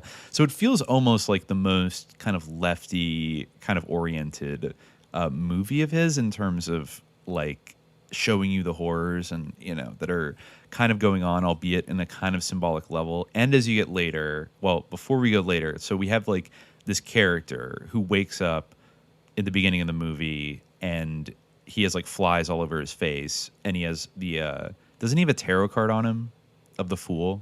Yeah, he does. And he looks like Jesus Christ. Right, yeah, and that's actually becomes a plot point in the movie, because he's kind of like at one point he's sort of used by like this group of people as to he make gets a cast kidnapped of Jesus. Yeah. Yeah. It's actually kind of a funny scene where he like wakes up and then starts walking through this warehouse that is just full of like plaster recreations of himself like on the cross, and then he's like rolling around in them like no like he's like the, the commodification of like a holy figure kind of thing. It's like, okay, fair enough. Like I don't feel like that's commenting on like the corruption. Religion has become a business. Yeah, exactly. Yeah, religion has become a business. Of course. I mean, I can't really disagree with that, and it's kind of entertaining and stuff. Understandable. Yeah. So then. So then, he does something weird. He gets an argument with a priest and eats the face off his wax statue and sends it skyward with balloons, symbolically eating the body of Christ and offering himself up to heaven. And then there's like a huge tower that appears where a large hook with a bag of gold has been sent down in exchange for food or whatever. So he climbs up this tower. Yeah. Mm-hmm. Right. And also, by the way, like the very first opening of this is like literally like an occult ritual. I mean, it's worth saying. Right? Like the opening shot is like this like dark being, almost like this djinni like dark sorcerer with like a big brimmed hat and like a mask. I think that is supposed to be the alchemist. Okay, interesting that's that probably you say him. Jinn, because I remember Jodorowsky saying, he hides his face like Muhammad. He is an essential being without any ego. Apparently what he's doing is like a Japanese tea ceremony. I see. Yeah, with some naked women and the movements, it's like it's very 70s and but with like I think a checker patterned kind of, it's almost like in an old bathhouse. You remember that like Ottoman bathhouse we went to once in Budapest? It felt like that. Look up the scene again, just so I can see make the comparison. But and it's very visually stunning. You see throughout this movie that the influence it's a very of Holy visually Mountain. striking film. It is, and you've seen it in everything from music video, much like Kenneth Anger. Again, like you see it in everything from music videos. A lot of directors, what you mean, like the sort of the niche on the wall, kind of. Yeah, it definitely has that kind of feel. White and black, kind of Gnostic kind of vibe going on. So that's what it kind of opens with, and then it jumps to like this guy. Phallic also too. Big pointy, almost like a witch hat too. It's like, a witchy. It's like a classic witchy hat, like wide brim, which is pointy. Like kind of a Quaker hat, really. But, So when the thief climbs up this tower and goes through kind of this portal, things get very visually kind of trippy. He encounters the alchemist, Jodorowsky, and his assistant. And that's where like another recurring theme of, or I don't know, interesting fixation of Jodorowsky, poop. He's interested in poop. Yeah, he can turn poop into gold. And the Yes, he tower, says- that's another tarot thing, by the way, right? I think so. Yeah, the tower. Karst. Exactly. The two towers that are on fire, just like. Well, it's just one tower, No one says the two towers. Okay, whatever. Anyways, well, I'm gonna say, it is no, the tower. Two become one, etc. Okay, all right. So the alchemist tells the thief, "You are excrement. You can change yourself into gold." So he like poops into almost like a beaker. And then a bunch of like magical spells are cast by the alchemist, and eventually the turd turns into a hunk of gold. Right. And then the thief becomes his apprentice. So the thief gets introduced to 7 people who accompany him on his journey. And this is kind of the most wild and kind of interesting, I think, like part of the movie. When you go through the 7 planets. I definitely think this is the most. Yeah, I remember this is the most kind of memorable, interesting part of the movie. I feel like it's also the most like kind of clear in a way. Like it's the most like narratively clear, and like that you get like the most symbolically clear. I think, especially for me, like the first time I watched this, I remember being very struck by this part in particular. And it has some of the best. The team, the Ocean's 7. The Ocean's 7 of spiritual seekers, and. No, and it really resonates like today as, like, I don't know, like Silicon Valley CEOs going down to Esalen is like a totally normal thing that in the early 70s. I mean, this Mars is the like OG. My favorite character in this, who's the weapon stealer, who makes like, the little like Peruvian demons to help. The toy weapons manufacturer representing Mars is the funniest thing where he basically goes like each one of these characters sort of gives a monologue over Yeah, a kind of explaining who they are. Yeah. a sequence of how and they're all leading lights of business and kind of culture. Like these are the high bourgeoisie, like the people that have achieved the most power possible, and they want to go further now and achieve like real understanding and whatever. But yeah, some of them are really hilarious. Like the weapons manufacturer just manufactures toy guns for children, and like basically is part of a whole kind of entertainment industrial complex to brainwash Chilean children to hate Peruvians and prepare for a future war with them. So there's like these hilarious like kind of shots of like a sinister like guy with a poncho and like an alpaca in the background or something, like playing a flute, and everyone's like kill, kill, kill. You know, it's kind of stuff like that, like little children being brainwashed through toys to getting programmed to kill, basically. But it's like a very like trenchant cultural commentary. It's like very it's just absurd enough to be like really funny, but the meaning is kind of crystal clear. Actually, wait, no, that was Saturn, the war toy maker. Oh yeah, was representing it's Saturn. confusing. Yeah. There's a real weapons manufacturer representing Mars. Mars is the one who makes like the mystical weapons for different religions. Like, you know, they have like a gun that's like shaped like a cross, and like a gun that's shaped like a yin yang or something. You know, they have like they have rock and roll like guitars that like shoot beams or whatever. Yeah. Right. Yeah, Saturn. For whatever reason, Isla, who's Mars, I was thinking that she did the thing with the Peruvian toys, but yeah, right, it's different. Yeah, there's a cosmetics manufacturer is for Venus, and a millionaire art dealer's Jupiter, a political financial advisor representing Uranus, Venus a police chief sense. and Neptune. I don't really understand like what the connection between Saturn and like war and toys is. Maybe like harvest, like Kronos harvesting. eating his own children. Oh yeah, maybe. Yeah, I think that might be it. Yeah, that might be it. Like sending your children to their death, basically, like psyoping them so that they'll go to die for you because you're afraid that you'll be overthrown by them. Yeah, in a way, you know. I mean, they all do kind of. Yeah, they basically all represent kind of the he highlights the most negative aspects of all of these characters. And goes through that in a very like weird kind of ritual chamber room that like spins around. Again, very like next level kind of imagery for the early 70s. Then, you know, after everybody's introduced, they form, there's like a group of 10 of them, and the alchemist tells them all to burn their money as well as like the wax images of themselves. They go through they go through like a bunch of like transformation rituals, and then they go to this place called Lotus Island, you know, lotus eaters, etc. Right. And they're told that there's like 9 immortal masters who live on a holy mountain. So the, you know, eponymous holy mountain is what they're searching for. Yeah. And they have an interesting stop at a place called the Pantheon Bar, which is like a cemetery party where people who have come to seek the holy mountain have kind of given it up and instead are engaging in drugs, poetry, or acts of physical prowess. I think they're also like, aren't they?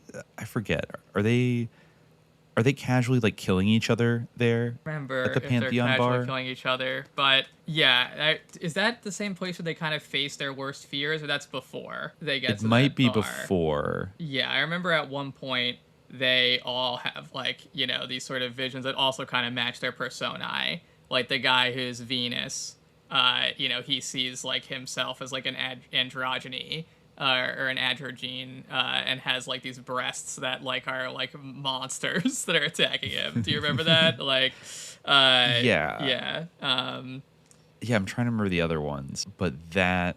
Yeah, psychedelic weapon. It talks about psychedelic weapons. Yeah, that's also I think part of the Mars like sequence. But then they go to they do go to that Lotus Island. Yeah, I guess it's after they leave the bar. But yeah, I don't remember exactly what happens like therein, other than that there are people there who have like kind of like given up, you know. And it's kind of like a sort of in a graveyard, like so maybe it represents like the idea of death, you know? Or Yeah. something. Oh, that's right. Yeah. Or, Once like, they started you know, sending not the being able to mountain. let go of the fear of death. Yeah. After the bar, And in they order start. to leave it, they have to face it. Yeah. Yeah, they start confronting their worst fears and obsessions. And then the thief gets sent back to his people along with a young prostitute and an ape who have followed him from the city to the mountain. Right. I guess he's not like elite bloodline or something, so he doesn't get to go. But then the rest, they finally come upon like the table where the cloaked immortals are sitting. But then they're revealed to be only faceless dummies. Yeah, this And is then, the part that like really blew my mind when I first saw this movie. I was like, wow, like, you know, it's kind of like, you know, not that impressive now, but at the time I was like, wow, you know, because yeah, I mean, you can describe what happens. Yeah, it feels very, because it's like it's one of those things that like people have done a bunch of times today, or maybe have attempted to do, and it's one of those tricks that has diminishing returns like after the first time. It's like cutting to black at like the end of The Sopranos. Like nobody, if another person tries to cut to black, everyone's like, what are you doing? That's lame. Like, what are you doing? But I guess that's true. when Like, you don't this kind expect of it the has first been- time. Yeah, I mean, there's many things like this that precede it, but you can't like do this in the exact same way. But it really works well, like in this context, you know. Yeah. So basically, the alchemist then breaks the fourth wall and tells the camera to zoom back and reveals like the entire crew, like the lighting people, the sound people, like just the end outside of the the frame. You know? Yeah, and then he tells the audience of the film to leave the holy mountain and says, "Goodbye, holy mountain. Real life awaits us," and then like runs off into the distance, and that's the end. Yeah. And so, yeah, basically kind of mocking the idea at the end a little bit that, you know, I mean, it is. It's kind of satirizing the idea that, you know, all these evil worldly people are actually, you know, can go on a quest and find this thing, the holy, you know, like basically track it down like it's a holy grail or a commodity. Yeah, exactly. I mean, yeah, like the holy mountain is like allegorical, you know. And I think that there are like, you know, some sort of references to that. You know, he says that he sort of refers to other different like sort of paradigms of the holy mountain, you know. And there's all the people in the bar who kind of talk about how they have done like different sort of holy mountain like, you know, like in the, like they talk about how like LSD is the holy mountain or something at one point, right? Yeah. Like they say like, you know, oh, and all these like chemicals, that's the holy mountain or whatever, you know. So which again is a trenchant kind of a satirical yeah, I think the point idea to that the make. holy mountain can be, yeah, it is. And I mean, but it's also like kind of a stock sort of esoteric or mystical point. But yeah, I mean, I think that it kind of extends that idea, like of sort of what you see in the cemetery bar of like all the people who have given up the quest or like found sort of false holy mountains. Like obviously this sort of allegory of the mountain itself, you know, of like, you know, enlightenment as like an ascent is, especially as presented like in this filmic form. That's also going to be like, you know, a falsehood. Yeah. And yeah.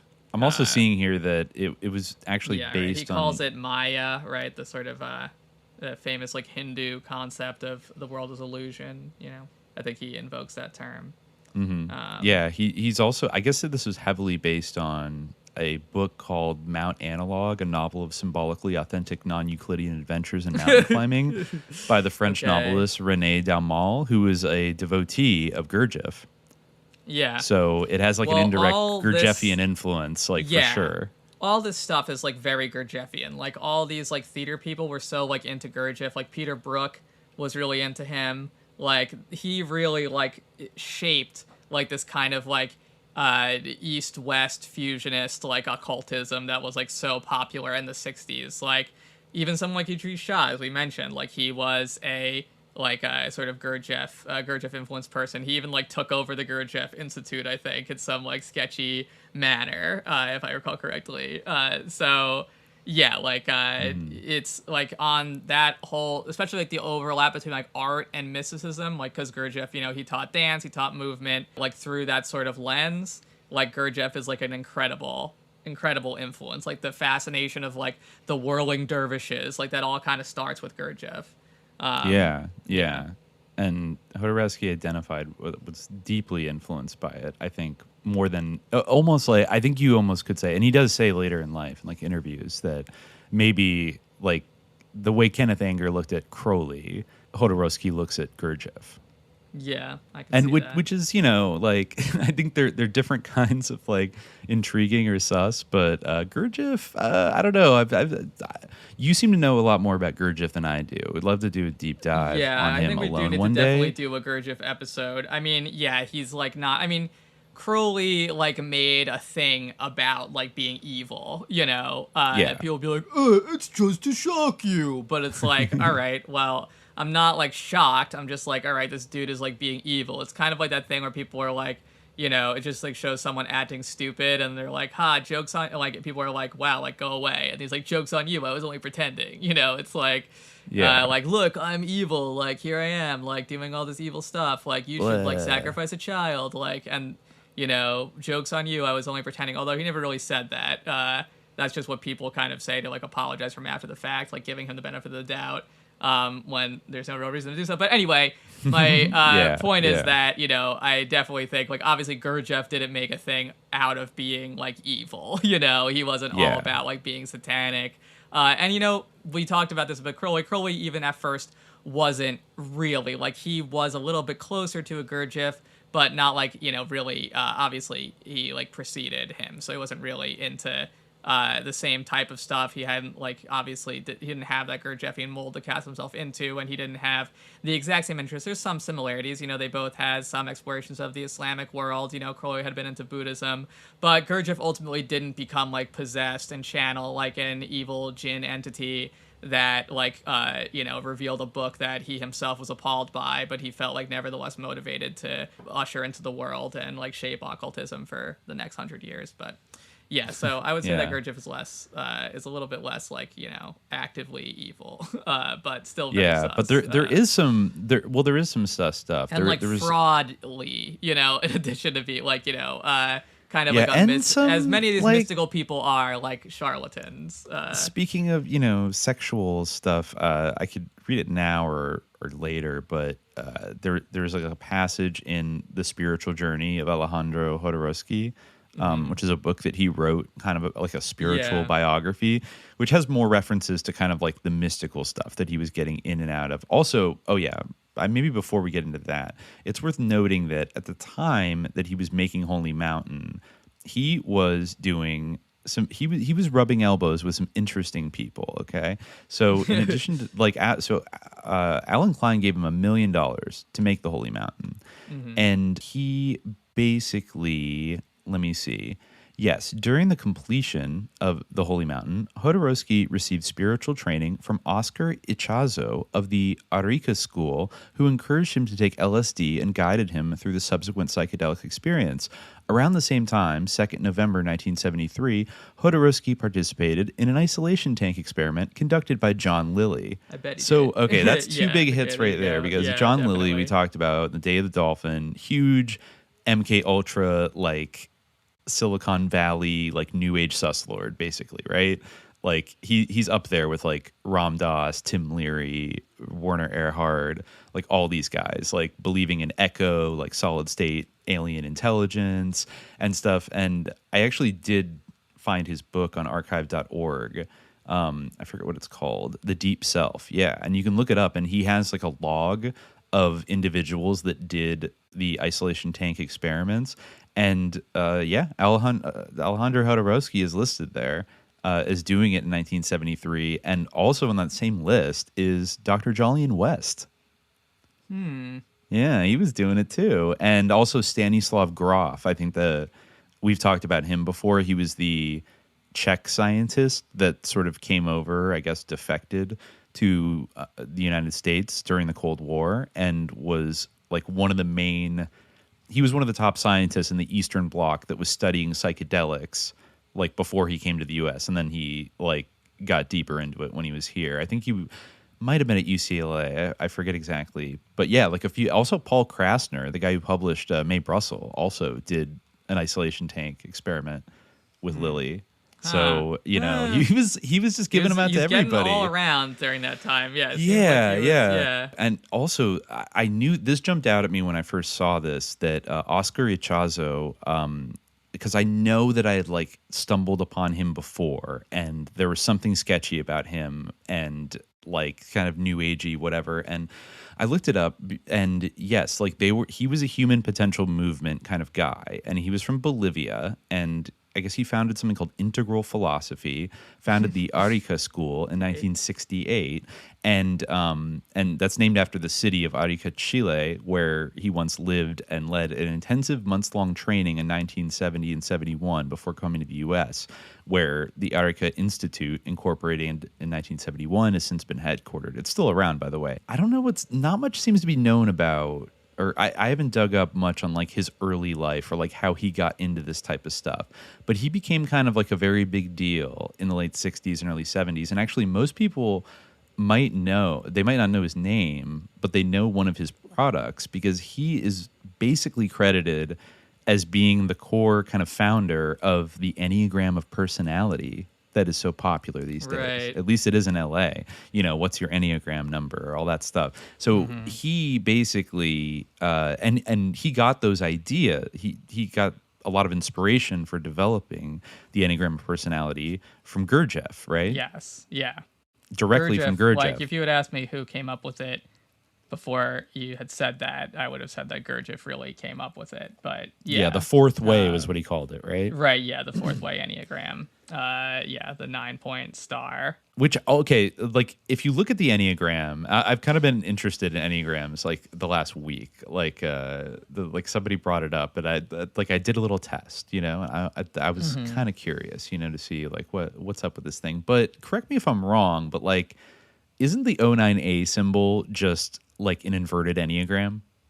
Yeah, I think so. I mean, Enneagram is like a 9-point shape, so I'm looking at it right now, and every Enneagram website has that kind of like it scares you a little bit at first, but then you realize it's almost like an upright pentagram versus an inverted. Yeah, I guess it looks a little bit different. It's a little bit sharper. It's still technically an Enneagram.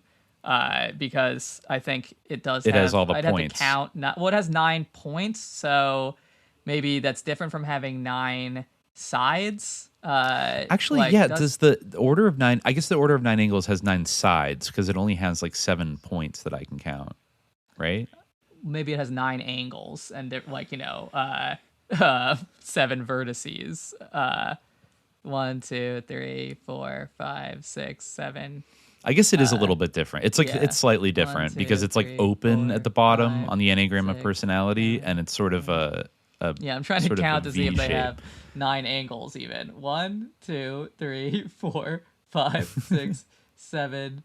It seems like they have 8 angles. But I guess like, when you count the intersecting lines in between, you end up with a bunch of different angles. Unless I'm miscounting. I feel no, like, I'm looking at it too. I think we're fucking it up. I don't actually know. no, I feel like this is just 8 angles. 1, 2, 3, 4, 5, 6. Oh, now I got 7. All right, I'm counting too fast. I'm on the air and everything, but no, yeah, I think maybe it is 7, like angles in between.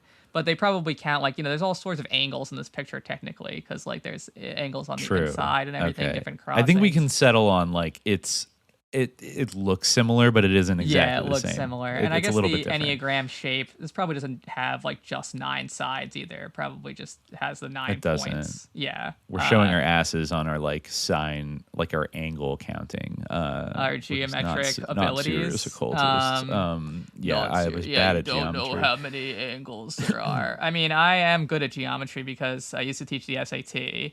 So I definitely could calculate like, the... if I was just given a little bit of information about each one of these angles, I'm sure I could tell you what the measure of each one was, Sure. But anyways, back to Enneagrams and, Oscar Ichazo, like, so he kind of came up with this, and then he had a follower named Claudio Naranjo who had studied under Ichazo in Chile.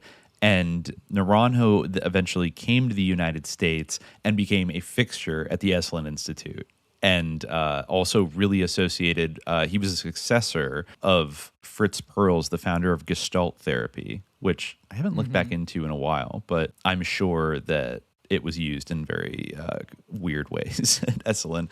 But yeah, so he got into the Gestalt therapy community, began conducting workshops at the Esalen Institute, and also became Carlos Castaneda's close friend and became part of Leo Zeff's pioneering psychedelic therapy group in 65-66. These meetings resulted in Naranjo's contribution of the use of harmaline, MDMA, and ibogaine. In the 1960s, Naranjo introduced ibogaine and harmaline into psychotherapy as a, quote, fantasy-enhancing drug. And then he went on a special journey by canoe up the Amazon River to study Yage with the South American Indians. And so, like, I don't know, Yage letters, Allen Ginsberg, Burroughs. This one's a doozy, though. In 1969, he was sought out as a consultant for the Education Policy Research Center, created by Willis Harman at Stanford Research Institute. His report as to what in the domain of psychological and spiritual techniques in vogue was applicable to education later became his first book, The One Quest. During the same period, he authored a book with Robert Ornstein on meditation. Yeah, so basically he's like an SRI, like suslord. Willis Harman, yeah, he was one of the big wigs, and was a co-author. Oh, wait, Willis Harman is what's it called? Changing Images of Man, right? Institute of Noetic Sciences. I think so. Yeah, and co-wrote a bunch of books with Joseph Campbell. Mm-hmm. Yeah, exactly. Yeah, he was, I believe, Willis Harman. Yeah, that was Changing Images of Man. Yes, and he also, Willis. yeah, And Harman also. O.W. Markley was another big. That's right. Editor. Yeah. Yeah, and this is also a guy. He was a part of the Institute of Noetic Sciences with Edgar Mitchell, the ET-friendly astronaut, and he also recruited Al Hubbard to SRI. Oh, wow. To the Alternative Futures Project, one of the goals of which was to introduce business and thought leaders to LSD. Cool. Cool. Have you ever seen the, our favorite illustrator of Baphomet, Eliphas Levi, did kind of a 9-point star? Have you ever looked at the Great Magical Arcanum? That's also kind of an Enneagram shape. I don't, but actually, Jodorowsky said in an interview in the 2010s that his two spiritual fathers were Gurdjieff and Eliphas Levi. Yeah, well, if you look up the Great Magical Arcanum, and Levi, specify Levi, because you'll probably get a bunch of different things. Like, you can definitely see the resonance, like with the sort of Holy Mountain, and also kind of a 9-point star, or I guess it's a 7-point star, but it's similar to the Enneagram in a way. Like, it has the sort of different nodes and the different planets. So interesting. Yeah, okay. definitely... Well, how about this? Because I don't want to be accused of, Esalen jacketing Jodorowsky just because, like, a guy that he followed, had another follower that created the Enneagram and was an Esalen suslord. I see here, because Claudio Naranjo died in 2019, there's a tweet here from Jodorowsky that says, translated by Google, "To God, my friend Claudio Naranjo, who I knew as a pianist in Chile when he was 17 years old, a fine, intelligent boy without a father. He died becoming the father of many." So damn, they knew each other as teenager. Like, he knew him when he was a teenager in Chile. So, like, they go way back together. They go way further back than Oscar Ichazo even. So, I don't know. Like, what was going on in Santiago in this, like, bohemian scene? I don't know. It's just interesting all these guys would weird. End up, like, having this kind of global influence and, like, being really tied up with, like, the California New Age and kind of the avant-garde, like, occult adjacent undergrounds and stuff like that. Yeah, well, something was going on, definitely. I mean, they found the ancient city of the giants, I mean, it's interesting that he represented, like the Spanish conquest and the destruction of the Aztecs, well, I mean, even today with like ayahuasca and things like that, like, to bring up Idris Shah for the third time is another example. Like, if you're foreign or exotic, then you can have a certain cachet because like wisdom is always hidden in like the outside, in the definitely. Foreign world. So if you can represent yourself as being from that world, then you can have a huge cachet like in these circles. And I think that Jodorowsky definitely like fills that role for people, the fact even though he's kind of said that, I mean, maybe Naranjo and Ichazo like really leaned into it harder, like the kind of shamanic vibes, but Jodorowsky actually said that he doesn't really like Latin American magical realism, and he doesn't really like kind of calling back to like, I don't know, maybe like pre-Columbian like folk tradition stuff, because he feels like and maybe he's right about like maybe he has a point that the folk traditions are so mangled and divorced from like whatever they originally meant that it's almost like not worth getting invested in because it's like this very fragmented, lost kind of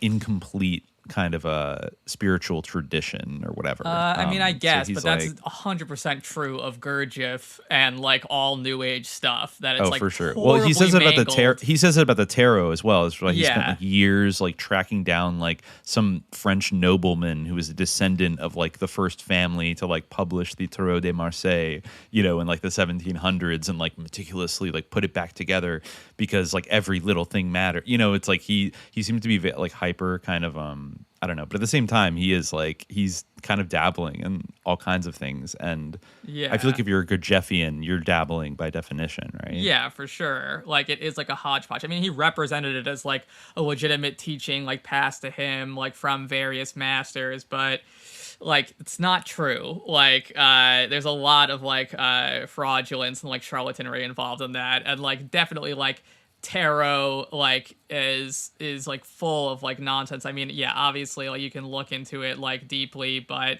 just like the use of tarot like as a divination tool, like it's just so murky. Like I just feel like you can't even like get to the real like root or the wisdom of it. Probably like the idea of like card divination like predates tarot, and like I would say that like almost like I would be more liable to trust like an oral folk tradition than like I don't know, some book by like than a teacher or guru like who's basically coming out of nowhere like Gurdjieff to like adequately represent a tradition, or Eliphas Levi for that matter, like who I think was kind of they were not really exponents of a tradition per se, although to an extent a lot of people style themselves in that way. But they were much more, innovators or like revivers, aka innovators. Yeah. Well, I have it's on my mind, but I'm looking at his spiritual autobiography just to put a real cherry on top of the Gurdjieff discussion. I feel like I have to read this because it's like it's strange.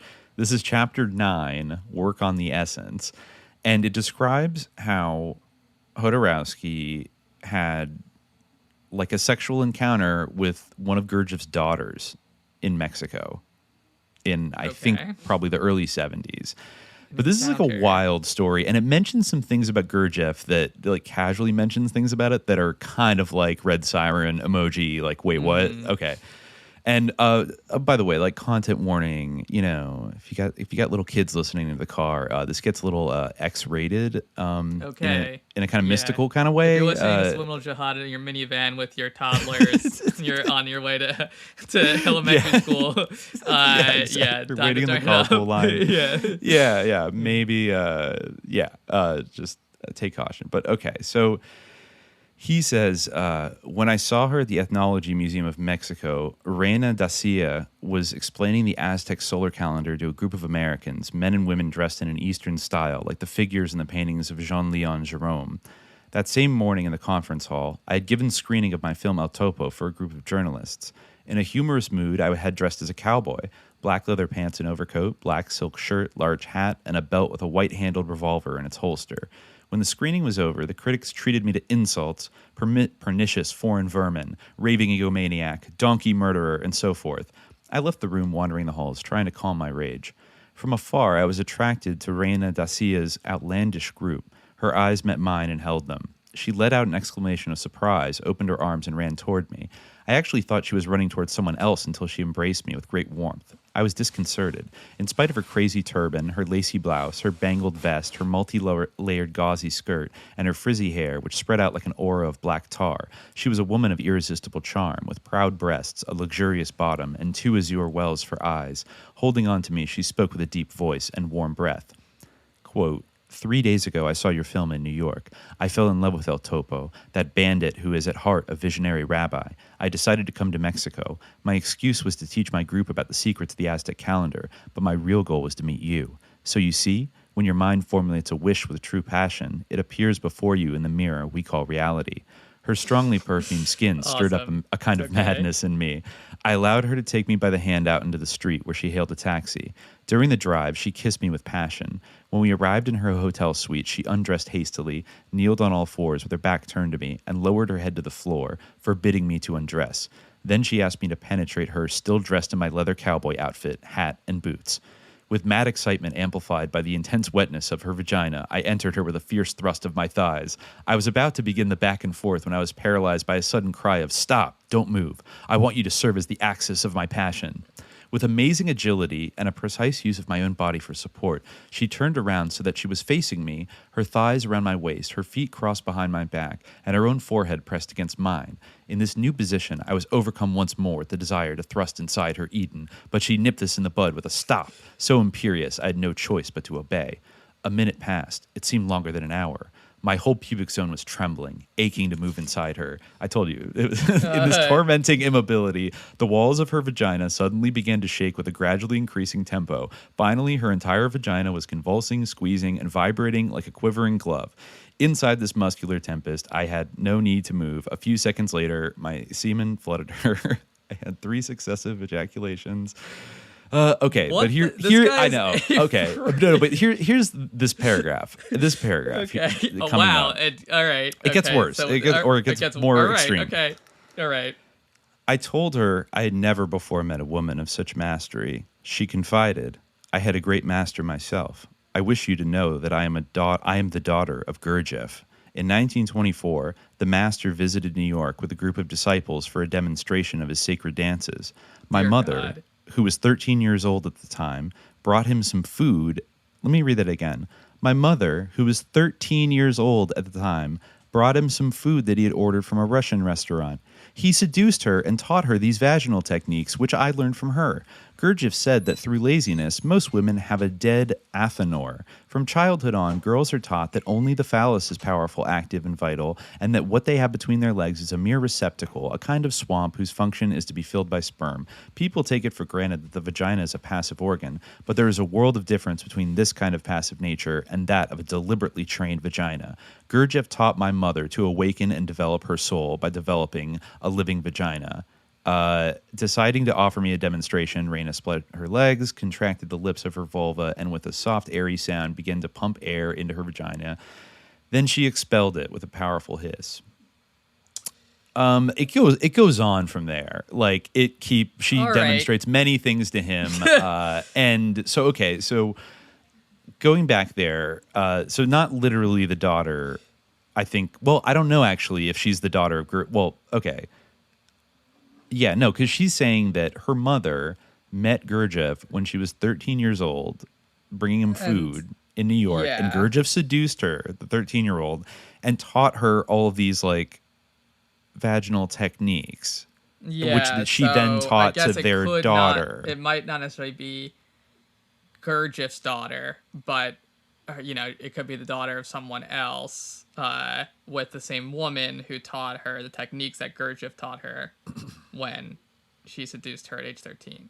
He seduced her at age 13, theoretically.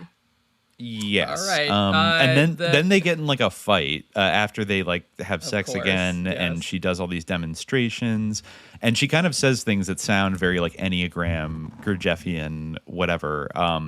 Because I guess like after they make love, she says, that whole "You are story, loved." I guess, could be I guess that whole story could be like fake, but I mean, it has lots of weird details, like the aspect of her mother being 13. Like, why would you even include that? All right, whatever. Anyway, sorry. Keep going. Right? I mean, yeah, no, it's really. But then she kind of calls him out for like there's 3 like chains of transmission that like included that detail. Like the woman chose to include the detail, and then like Jodorowsky chose to include the detail. To include it and still call himself like it doesn't bother him per se that like his guru or the person that he looks up to as his spiritual father was seducing 13-year-olds, just randomly seducing like them, even for 100 years ago. I feel like that still was bad like back then, right? Like that. Well, I mean, Gurdjieff like was a weird guy, like kind of like from the sticks, like a little bit, but yeah, like I mean, it's definitely like bad no matter what. Like even if you're like, you can't have it both ways. Like if you're so like, he was from Alexandropol. He was born in in the Russian Empire, Alexandropol. So like, he was a little bit like off the beaten path in terms of his background, but like I feel like you can't be so like outside of like the cultural norm that you think it's okay to be sexually involved with like 13-year-olds. I mean, we had like people. I mean, he was kind of like a rock star in a way, like a spiritual rock star. So you could compare him to like Bowie, like doing the same thing or whatever. But that like definitely was considered not good like by many, even though some continued to make excuses for it. And like I feel like definitely like the way that encounter was described, it seemed like it was not like in the context of a marriage at all or anything like that. It seems like it was just like a random hookup. Let me teach you like some sexual skills. Exactly. Like that's some grooming. I don't know. Like, like it's, but this, supposed daughter of Gurdjieff, whether that's literal or she was just sort of raised in that, milieu or whatever, like her mother was the underage lover of Gurdjieff. I don't know. Jodorowsky says to her, after they're done, like, you've shown me Nirvana, but I would have preferred you to say I love you instead of you are loved, which I guess is what she said. And her blue eyes flash with utter disdain. And she says, basically, as I multiplied my kisses, I perceived you moving back through time. From 30 years, you went to 20 to 15 to 10 to 5. Suddenly, you were 6 months old, a baby, marveling at having found a universal mother. It's like Kate Bush's song. That is what you are feeling right now. Should I accept such an unworthy role in saying I love you? What do you want? By soliciting my love, what you were really saying is, because I never had the tenderness of a mother, I'm confused and lost in my life. You are my only emotional refuge. That's why I cling to you. Be authoritarian, guide me, possess me, ground me, nourish my soul. Never abandon me, satisfy my desires constantly, amuse me when I'm bored, make delicious food for me, forget yourself, and admire me more than anyone else. Become my audience. So damn, we kind of like ripping it in here. She says, by wishing to have me, centering yourself in possession, you go astray. Love is an infinite energy that surges within you and has nothing to do with the image you have of a separate self. She also says, like, when you say I love you, which one of your multiple selves is speaking? The mental I, the emotional I, the sensual I, the moral I, the cultural I? What is the profound I that is independent of age, sex, nationality, or beliefs? When you define yourself, which part of yourself is making this definition? What can you say without dividing yourself in two? I am what I am. Do you realize that you are not an individual organism? It's like she keeps going. It sounds very much like kind of Enneagram, like kind of like which you is speaking right now kind of thing. She says that my blessed father Gurdjieff said, whoever does not create a soul lives like a pig and dies like a dog. You have been taught that you were no one, that no inner God lives in the center of your dark psyche. Technically true. Your parents, seeing you as only a projection of their selfish plans, never saw you. Not seeing you, they never knew you and forbade you to be who you are and permitted you to be only who they wanted you to be. They did not love you. This is why you brew all this emotional muddle around women who will never be able to love you as you would prefer. In a state of perpetual neediness, your I love you actually means, mean mommy, you don't love me. I search in vain for your look. If you don't want to see me, then I don't want to see me, and I must be as you imagine me to be. If you do not tell me who I really am, then I am not. I remain a child. I cannot become an adult because in order to do that, you would have to see me as I really am. And that's impossible, for then you would have to be able to see yourself as you really are, which in turn is impossible because your parents, my grandparents, never saw you. Because I am afraid you will abandon me. I'll distance myself from you first. And then he says, suddenly losing control of my rage, I seized a chair and smashed it into a mirror. Walking heedlessly over broken glass, trying to hide the limp from my injured foot, I dressed, lashing out at her with insults. You insolent didactic charlatan. You've read a handful of books on psychoanalysis and you think you can pass yourself off as a master? Daughter of Gurdjieff? Don't make me laugh. I was still hurling these insults as I opened the door, a shoe still in my hand, and I was so furious that my voice rose at a scream at the last phrase. At that precise moment, a blind tourist passed in the hallway with a guide dog. Startled by my scream, the dog sensed aggression and began to bark loudly. The blind man was frightened and began to call for the hotel police. I jumped from the corridor back into the room and closed the door. Rain and Dacia received me with hilarious laughter. You see, you can't escape so easily. A blind man's dog stopped you. In English, dog spelled backward is God. The God of the blind, the ignorant like you, obliges you to listen to me. I mean, okay, like, yeah. So then she starts like, witch-splaining to him, like, why he's fucked up. You know, you must understand this. The only true couple is not a symbiosis, but a collaboration between two free conscious beings. Cease to beg for love. I'm not your solution, still less your crutch. The purpose of our meeting is not to share the sublime pleasure of an existence that is neither mine nor yours. An alchemical text says, from one substance, two are made. And from these two, one is made that bears no resemblance to the first substance. Your intellect is like a wild horse that you've never tamed. It does as it pleases, dominating you, directing you under the influence of insane ideas implanted in it by your ancestors ever since your birth. Instead of being the slave of its desires, you must teach it to obey and develop it into a machine without limits.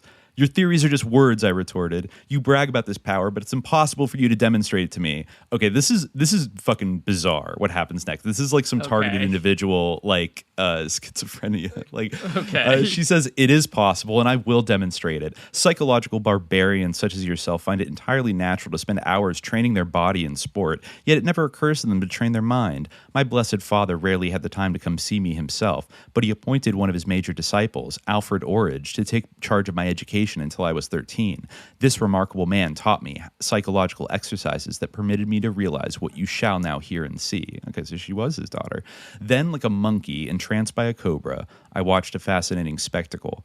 Standing on her left leg, Reina Dacia traced a figure 8 in the air continuously with her right leg. Meanwhile, her left hand continuously traced a square and her right hand a triangle. All the while, she recited a seemingly chaotic succession of numbers. In continuous movement, Reina paused only briefly in her reciting, explaining the different exercises. They were so complicated I cannot remember all of them, though I do remember a few.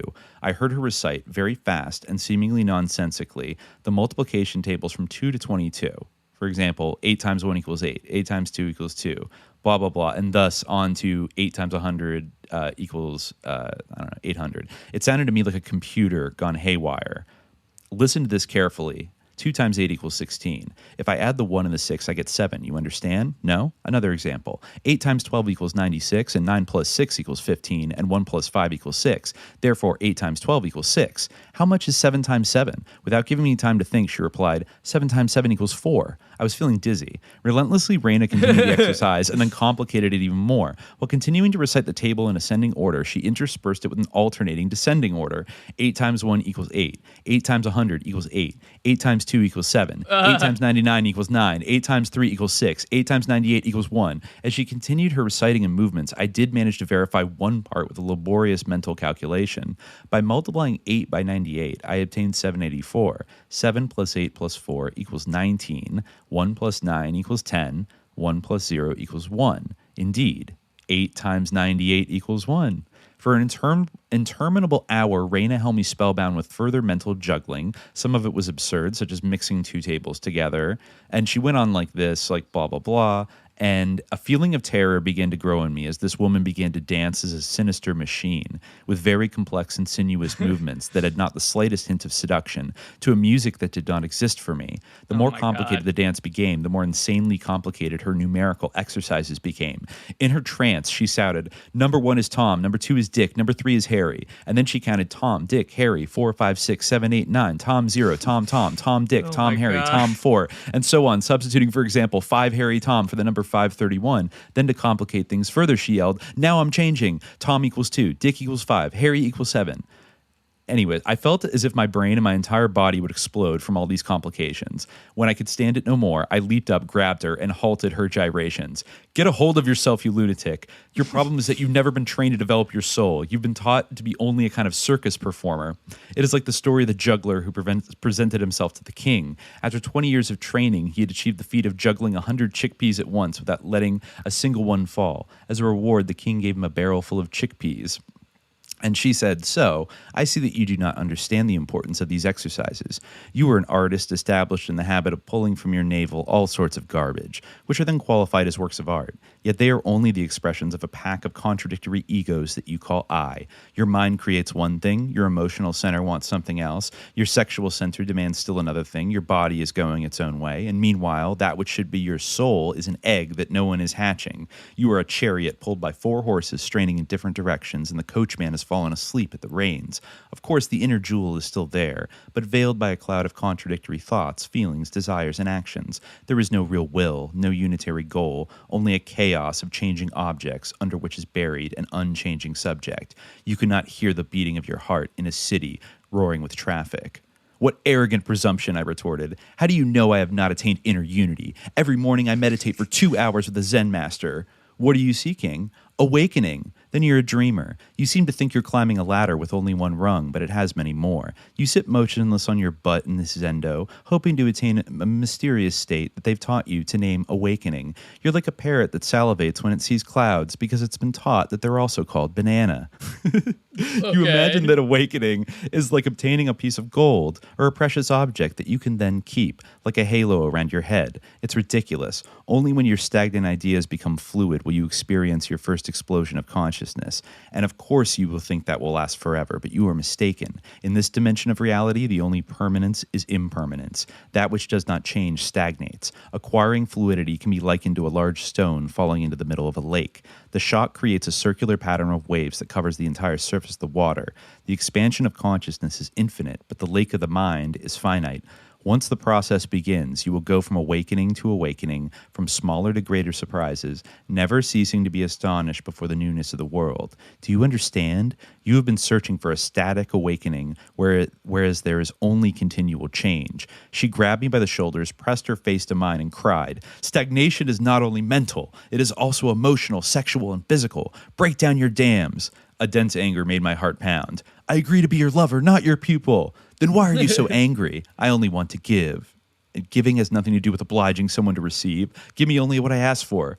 "Very well. Then shut up and let's fuck again." And then they started having sex again. And then she started talking about like kind of like kundalini, like anal stuff is like the highest level of you get the idea. Yeah, like, I get it. But I mean, it actually sounds a lot like maybe some of those ideas or that experience of these monologues and stuff kind of found their way into the Holy Mountain. Yeah, I mean, that does kind of like, this is an article from Gurdjiefffourthway.org. It's literally Gurdjieff.fourthway.org/pdf/sexual.pdf. And it actually seems kind of similar. Like, it says, by all reports, Gurdjieff was a vigorous, charismatic man with a robust sexual nature, described by biographer James Webb as a sensual man who enjoyed the pleasures of bed as much as those of the table. Gurdjieff's sexual conduct shocked many people in the 1920s and 1930s, especially in conservative America. They were rumors that he had a highly varied sex life and was involved in unusual sexual practices. Some claimed he was a master of exotic tantric sexual teachings learned in the East. While many of these stories surrounding Gurdjieff and sex were clearly fictitious and based on hearsay, there is a body of information on the subject gleaned from the written accounts of his pupils and research by biographers, scholars, and academics that can be considered reasonably reliable. He held many traditional conservative beliefs. He strongly condemned masturbation, contraception, and homosexuality as affronts to the proper order of nature. But, as a result of his the condemnation of contraception, he ended up having like a lot of children by his pupils because he was like rampantly having sex with them. This article says at the same time, he clearly possessed a sophisticated and nuanced understanding of the role of sexuality in the process of spiritual transformation and enunciated a complex model of the transmutation of sexual energy to a higher developmental level. Sometimes Gurdjieff created teaching situations which revealed to his students and others the hypnotic power of their conditioned attitudes and unconscious expression of sexuality. So, it says, like, teachers in many traditions have done this, blah, blah, blah. The notion the spiritual master must always be celibate and beyond the base desires of earthly sexuality is clearly an idealized myth. I mean, there's like a middle ground perhaps, but this article is kind of saying like, is it wrong to have like, all these, he wrote in Basil Bubb's Tales to his grandson that sex constitutes and is considered everywhere in our great universe for beings of all kinds of natures as the most sacred of all sacred divine sacraments. Sex plays a tremendous role, he said to his Russian pupils, in maintaining the mechanicalness of life. Everything that people do is connected with sex. Politics, religion, art, the theater, music is all sex. What do you think brings people to cafes, to restaurants, to various fits? One thing only, sex. It is the principal motive force for all mechanicalness. Sex, which exists by itself and does not depend on anything else, is a great achievement. But the evil lies in the constant self-deception. Okay, it seems like, maybe this woman at least was like privy to this type of stuff. he said that one he guy may have Fritz, fathered a child by her. She wrote a letter with a picture with like a baby and from Bali and wrote, "Me and my daughter Ivana. I don't know whether her father is you or Don Prudencio." Okay. Damn, I don't know who Don Prudencio is. John Bennett, Gurdjieff's student, conducted extensive research on him and said, his sexual life was strange in its unpredictability. At certain times, he led a strict, almost ascetic life, having no relation with women at all.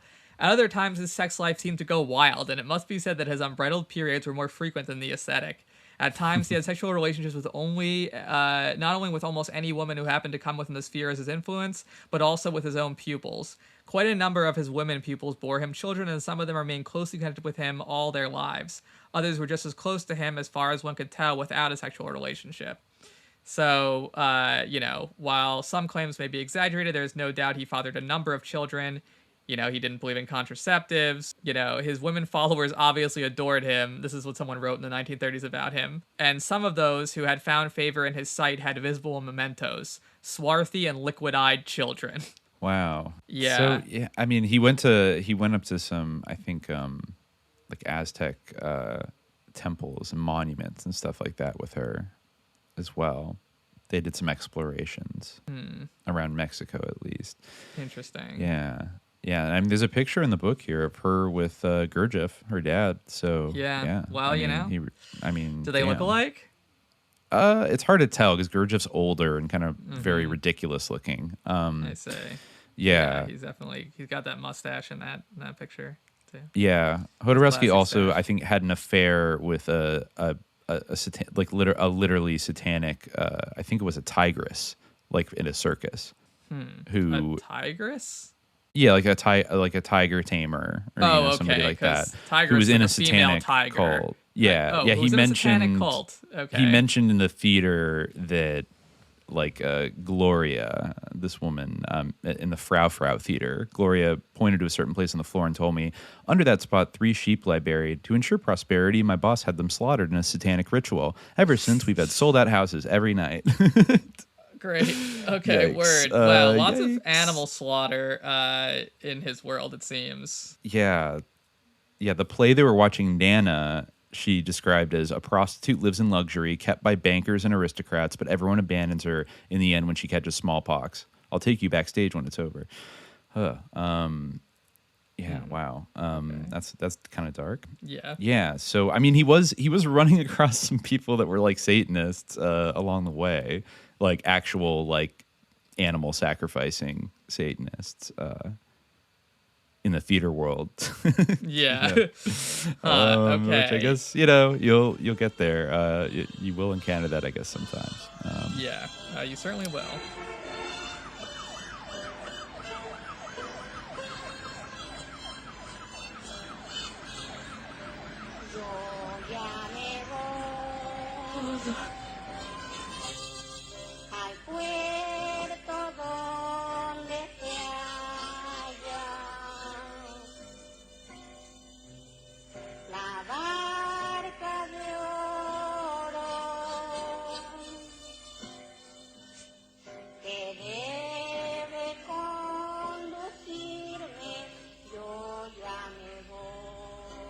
My mommy is dead.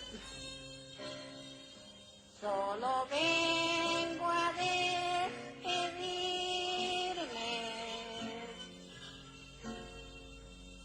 Adiós, mujer. Adiós para siempre. Adiós.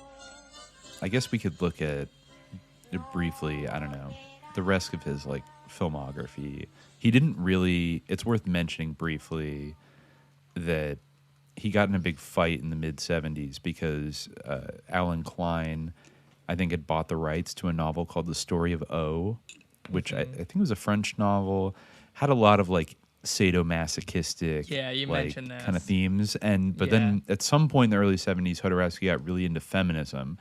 And I think he initially agreed to do this movie, but then after his kind of like feminist awakening was like, wait, no, like I don't want to make this movie. It's like brutalizing women and like it's problematic. I don't like it. And I guess that led to a huge falling out between Allen Klein and Jodorowsky, which like lasted for decades. And it's actually the reason why you couldn't really get a print or buy a copy of Holy Mountain or El Topo for like 30 years, I think. So like it kind of explains like the resurgence of interest in him in kind of the late 2000s, early 2010s, because they could actually do screenings and buy it on DVD, et cetera, for the first time. And so I think his stock had always been high with like cinephiles and things like that, but it rose. And then it rose even greater when the documentary Jodorowsky's Dune came out, I think in 2013. And I remember when that came out, it was like a big deal. Everyone was talking about it, but like we've talked about this. I've never read Dune, and until very recently, I hadn't even tried to watch the David Lynch version of it, which is horrible, really, really bad. I couldn't finish it, and I did see the new one, but I know you haven't. I haven't. I will. But you know, I'm aware of this thing. Everyone's like, talking about it. You know, like Jodorowsky's Dune is like the greatest sci-fi epic that was never made. And yeah, I think. Okay. I mean, you can make a good case that it did end up kind of indirectly influencing like a lot of the biggest sci-fi movies. Yeah, that did come out. That's like the point of the documentary, right? That like its influence like sort of seeped in.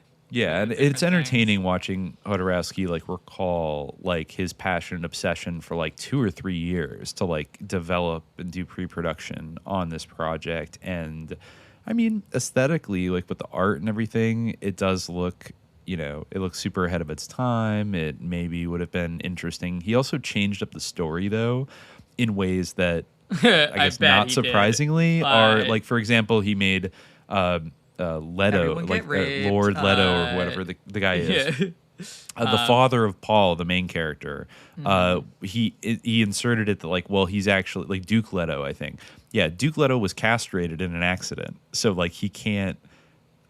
He doesn't have a penis, so he can't like produce an heir. But his wife, you know, the Duchess or whatever, is kind of like a priestess, and so she takes a drop of his blood and like inserts it into herself and like conceives Paul, the Messiah or the Mahdi character, you know, in this kind of immaculate conception thing, which is just kind of like what like. I don't know. Did anybody ask for like a castration thing to be like thrown in there? Has like to be. Probably you gotta not. Put it in. But it's like one of those things where like, you know, there's got to be like what was the name of that guy? Like Peters, John Peters, the one who puts a giant spider in everything. I don't know about that. Yeah. I heard that the director of Dune also puts giant spiders in everything for like Denis Villeneuve or whatever. Denis Villeneuve. Yeah. I hadn't noticed that. Denis, yeah. Denis. He's a talented director, but it was kind of like actually Jodorowsky.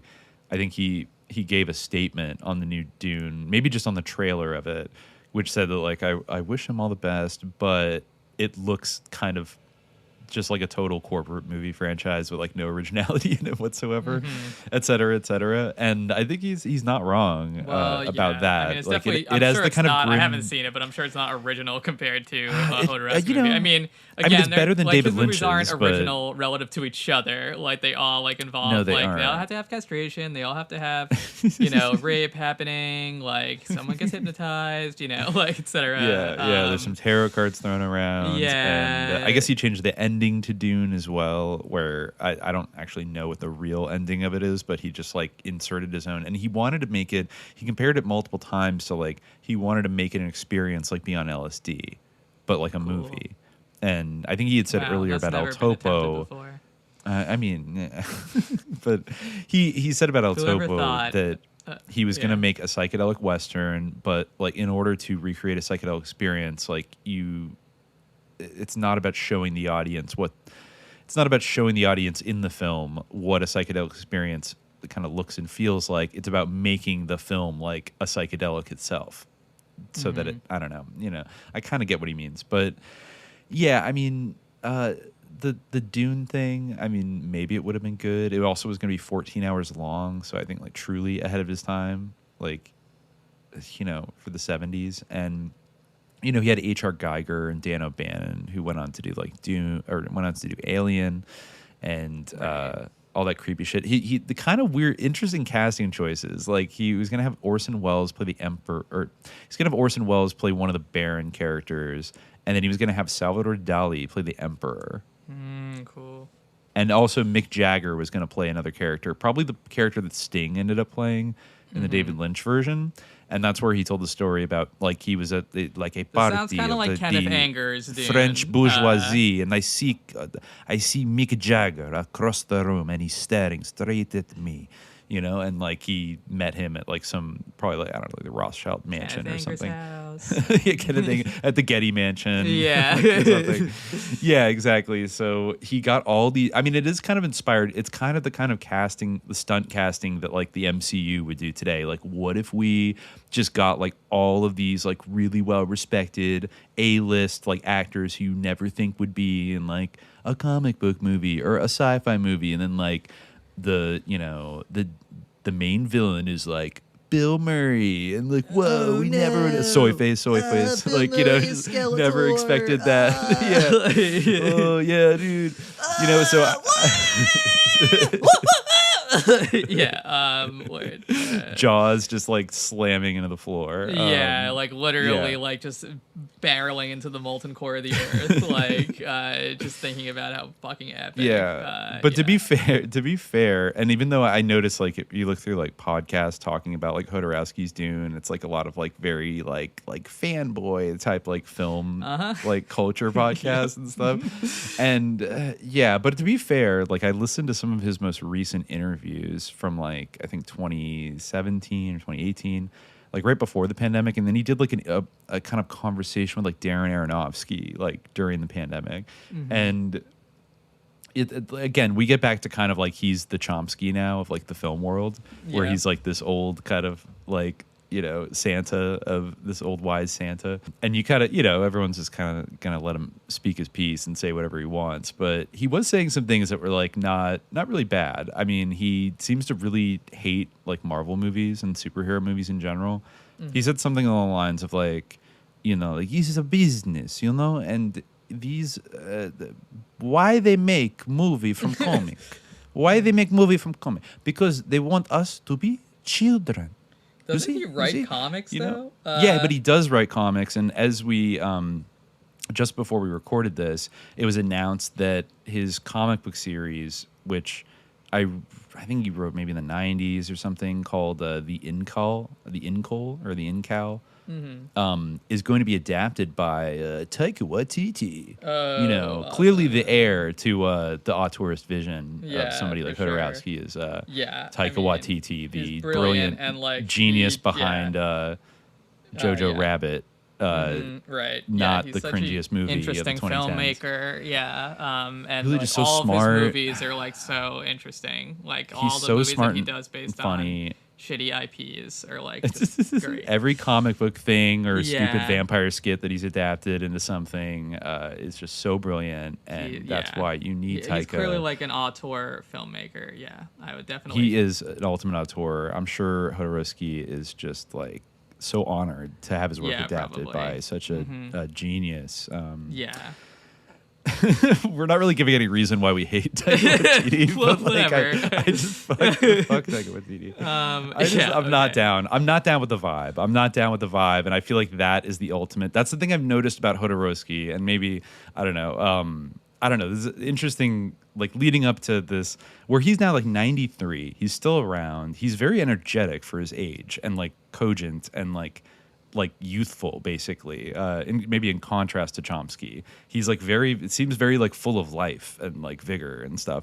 And so he really has like a really reverent following, particularly among a lot of like Hollywood directors and stuff. I know like Nicholas Winding Refn is like friends with him, and like particularly the movies of the last like decade of his career, like from Bronson and Drive onward, have like very similar aesthetics, and a lot of the time to Jodorowsky. I think Kanye West modeled, I forget which album, but one of the albums was like very consciously kind of used like holy mountain imagery as like a template, and like the kind of big painted skies. I think that one where he was like riding around a motorcycle with Kim Kardashian, that was like Oh, yeah. supposed to be very like, and he's also Interesting. like they've I remember met, they're that friends was with each other. weird because he was saying like this is the Hunger Games. This is when you have a male, but he's a male hero, but like he always gets the black woman. A white hero always gets the black woman, but in this, the black hero gets the white woman. And I was like, I don't know what that has to do with the Hunger Games, but like, all right.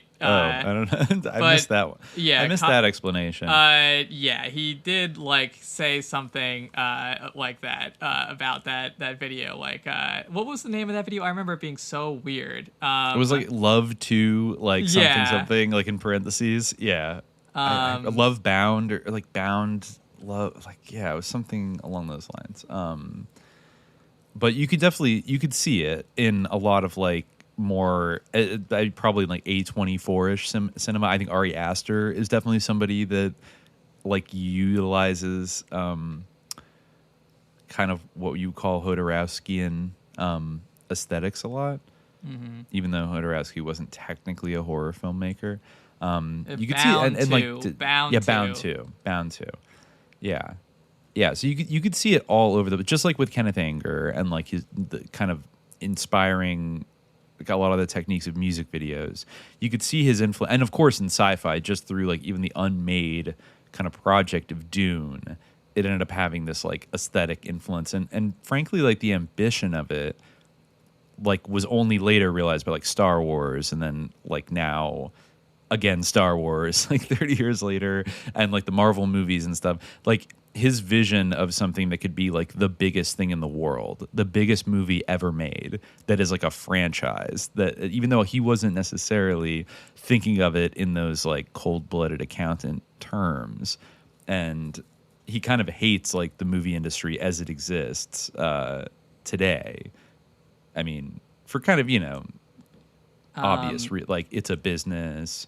It doesn't care about art. It only like occasionally cares about art kind of incidentally as a means of making money, but generally, I don't know. This is off topic, but I know like, a lot of people like, cause Kanye's like, Christian, they're like, base Kanye, like but I feel like Kanye, he's just, I don't think he's sinister, but I feel like he's very ingenuous and he's like kind of low key psyoped, like, like, he's a Gemini, classic Gemini. Yeah, I mean, like he also like didn't Jodorowsky do like some tarot like reading for him or something? Yeah, he did. Yeah, he used to give tarot readings at a cafe in Paris every Wednesday, and then he kind of went to New York and did it at a museum for a while. Interesting crossover though, because who's been spotted with ultra Christian Kanye recently at like some of his live performances is Marilyn Manson. Well, I mean, Travis Scott was on his song Praise God, on the amazing album Donda, where, and he said, the devil my op, the devil my opponent. Oh, is that where he said? I didn't realize that was on Donda. Right, where he said because the devil everyone my knows op. that op is short for opponent. It's like normal slang. Like, that's obviously, like, when you say op, I think opponent, right? I think operator. No. It's or psyop. Yeah, if you say the devil my op, it means the devil's my opponent, not my operation. Not the devil my psyop, is my psyop. Black magical operation, master.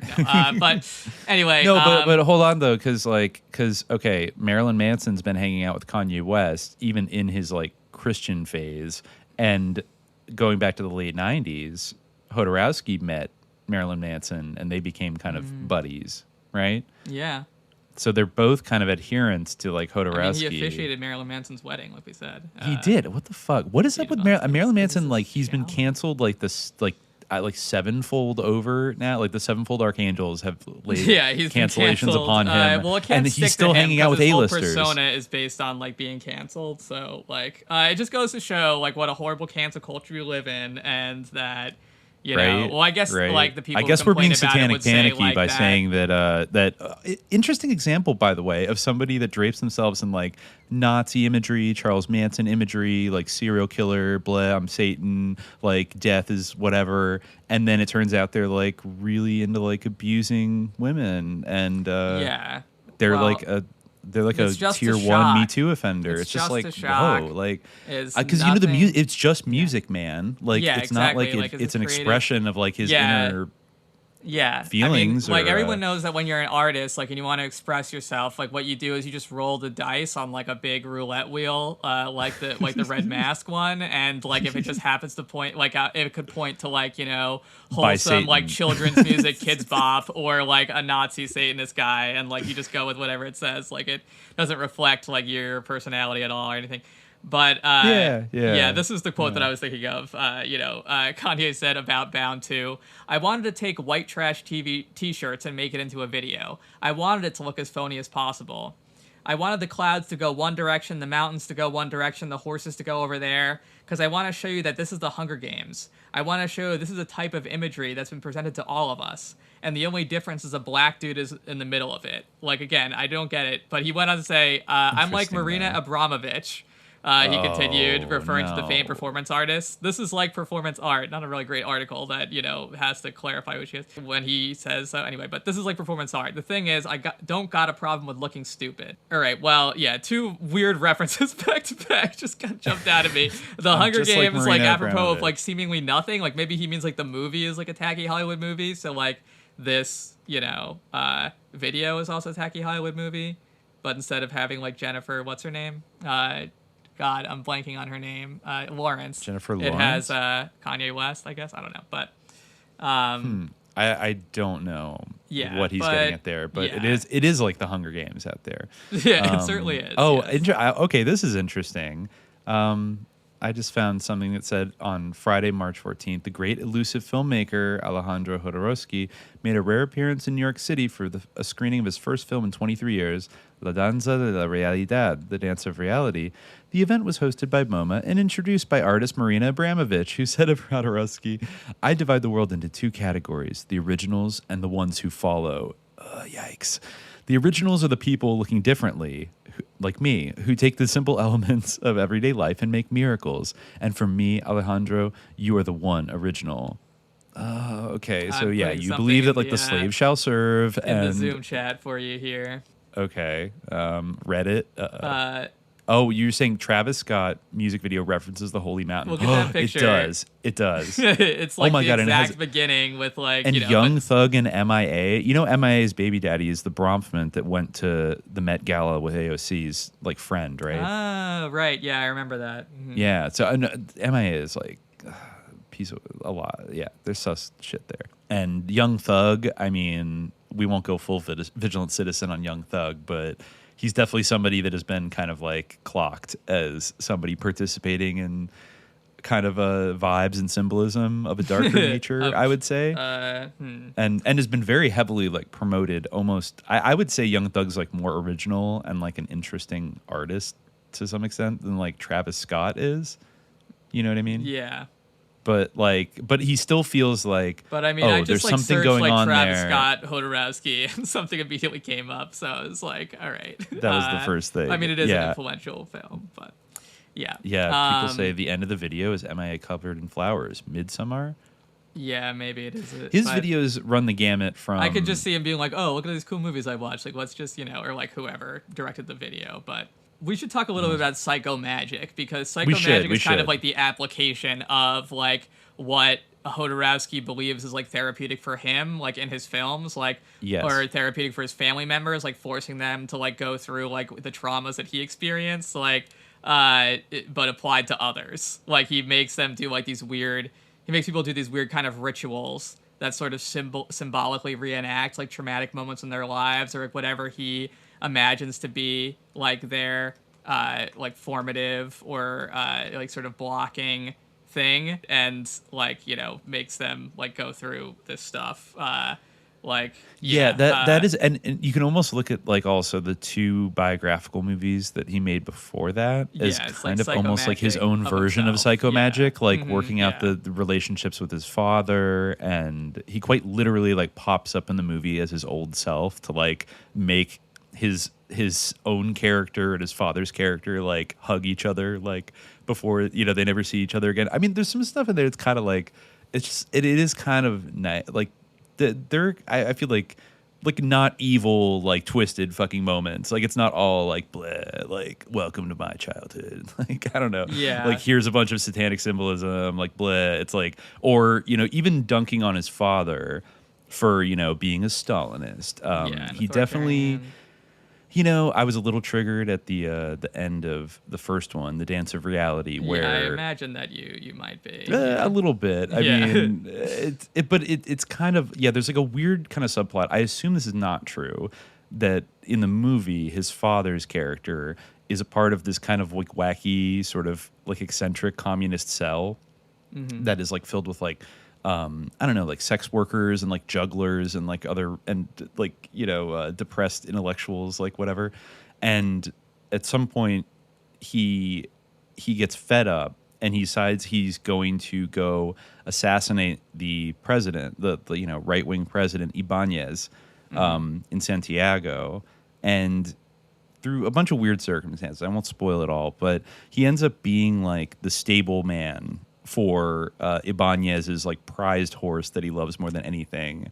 And he comes to almost like become like, he sees the human side of like the right-wing dictator that as a Stalinist, like he wants to kill, but then he like can't bring himself to kill it. And at the end, I think the mother character, who only sings in opera, like Alejandro, like she only ever like sings, every other character talks. And she kind of says, I think, to the father, Jaime, that, you know, you went out, you spent time with like the dictator, and all the qualities like that you admired in Stalin, you found in him. And he's like, no, like he can't handle it. And then he ends up, there's a portrait of Ibanez, and there's the big portrait of Stalin. And then she like unveils a big portrait of him, like as a kind of like a Stalinist portrait of the father. And is like, this is what you've been trying to being, but you've denied that you're like a man that is like sensitive and has feelings. And then he kind of has a breakdown and it sets all of them on fire, which, like, you know, I think Stalin had feelings too. I don't think we should just assume that, you know, he didn't have feelings. I think it's a little, you know, presumptuous, Jodorowsky, but, you know, I get it. It's also broadly sympathetic to like, those kind of feelings of his father. Like he doesn't seem to be like, oh, my father is like an evil tanky, like blah blah blah. He even shows that he kind of hints at maybe one reason why he's so interested in like amputees and stuff like that, because there's kind of like a Greek chorus of minor amputees like that were working in the mines and like got their limbs blown off, and they sing a song about being like a minor song about like dynamite doesn't like have a name on it, it'll blow your leg off, and like they won't give you anything. So it's like all these like basically like wounded like crippled workers that are like dotting the landscape of his hometown that are always like getting in fights with his dad for some reason, because his dad is like a Stalinist, but he's like a huge asshole, and he's like, get these cripples away from my son, like don't, you know, blah blah blah, like they're like, you're a communist, but like you only care about like what rich people think, man. And he's like, fuck you. So yeah, like he's like not a model Stalinist, I guess you could say. But anyway, I forgot what original point I was making. But psychomagic, right? That was like that's his process, right? There's like all these things, and so then he tries to do it in kind of like this therapeutic setting with like a bunch of I don't know, there's like a dozen different cases of people that he tries to cure, right? Yeah, like by doing these weird things that only have like, you know, he feels like he understands the language of dreams. So he can therefore like make you do the psychomagic ritual that's gonna like solve your problems. Like if you have problems with your father, like he'll make you like dress up in like a pirate outfit, like and like a frilly shirt and like a tricorner hat, and like sing a song like in a theater, and that will like make you get over like your deep-seated issues with your father. Or like if you have like issues with your spouse, you and your spouse have to like be tied together and like walk around like chained together but never like look at each other. Exactly. Or like a stutterer. I think he took a guy who like a middle-aged guy who like still stuttered, and he was able, the interesting thing that he always points out is like your genealogy is like critical to learn before he constructs a psychomagic ritual for you. He has to know like your family background, because he believes that like these traumas and I don't know, like psychological maladies are kind of passed down over multiple generations, but like our ignorance of them basically condemns us to sort of live like live in the repercussions of something that our, you know, grandparents or great grandparents even might have done, or things they went through. So it's like an interesting concept. He goes right up to the edge. And I remember when this came out, kind of just seeing the title, like, sussed me the fuck out. Like, wait, what do you mean psycho magic, dude? Like, and he goes right up to the point of like, this maybe like a psycho could doing cure. magic. But yeah, he goes right up to the point in it that it magic, right? yes, he goes right up to the point of like, maybe this could cure cancer. I'm not saying it could. Yeah, but there's he definitely one person thinks here. there is some kind of like, psychosomatic healing ability that this has for sure. Yeah, he describes it as a placebo, but it's also like, right, and I think maybe I don't he's really not believe totally in wrong. anything. Like, don't worry. Like, don't worry, everyone. Like, my beliefs are totally hollow. Like, I'm just very wacky. Like, he does say it up front, but that also like I can cure your cancer with like. Yeah, he's afraid of being okay. called a charlatan for claiming to be able to like cure people's physical illnesses. Okay. Fair enough. You know, I mean, fair enough. Like, and he doesn't charge money for it because he also feels like he would be attacked for being like a charlatan. You know, so I guess to that but extent, didn't he like, charge money for it at one time? Like he did an infomercial for it, right? Did he? Yeah, like he claimed in the interviews I said that I saw that he doesn't charge money because he doesn't want it to. That was his big critique of psychoanalysis, is that it's a business, and that like and that his thing is an art, and so he kind of, yeah. I mean, it's convenient that, you know, different standards are placed on art, even therapeutic art, than on like medicine. So he doesn't have to, like, I don't know, rigorously defend it in the same way. But that's also why he holds off on, I guess, full. But it's like he's discovered that maybe in some cases, like, there is a psychosomatic factor that could work, but it's I don't know, it's maybe like he's not sure enough of it to say like, I can do that, and so therefore it's this kind of thing that's like described as, you know, but it also something that was interesting was like he's very big on like the physical touch aspect. He considers it he necessary like for healing. Dick at one point, right? To like He does, like and transfers manly energy into him. Yeah. Yeah. Yeah, he does grab guy's dick like outside of his pants. Yeah, there's and also that he like weird undresses, part. he cuts off women's clothes and stuff, and like swaddles them up like they're a baby. Like it could definitely be like, it's definitely a type of therapy that's like you probably wouldn't want anybody just like doing this. Like, you know, it's like definitely like a real fine line of like, you have to be really down with him to do whatever to you, kind of. And there's that scene, which I guess is in the Dance of Reality, like where he covers up his a mother and her kid like cover themselves up in shoe polish. Like, I did want to bring up that one scene because it jumped out at me in the Dance of Reality where like, the mother the mother covers young Alejandro. This is when he's probably like, you know, 8 or 9 years old, and covers him like head to toe with shoe polish, and then she takes all of her clothes off and like turns all the lights off and is like, "You're a ghost. Like, you can move unseen throughout the night. Now count to 10 and chase me." And then he chases her around, and then when he catches her, he starts like kind of painting like the shoe polish all around her body, like rubbing the shoe polish all over her naked body, and then by the end of it they're both covered in total black, and then he walks in as an older man and is like, "And after that night with my mother, I was never afraid of the dark again." Right. And kind of like, okay, that's like sweet, but also like, why'd your mom get naked? Yeah, very weird. Is that the Chilean thing? Like, I don't, you know, again, like, don't want to, you know, it was also like the 30s or whatever, but it's still like he chose to have his mother be kind of, and a lot of times she's wearing like a very see-through negligee with him where you can like just like see her nipples, and you know, not being a prude, but like it's not being a prude about. Yeah, I don't know. It's odd. It's odd. It's a little odd. It's a little odd. Yeah. And there's like, definitely your mom did like, that. Okay.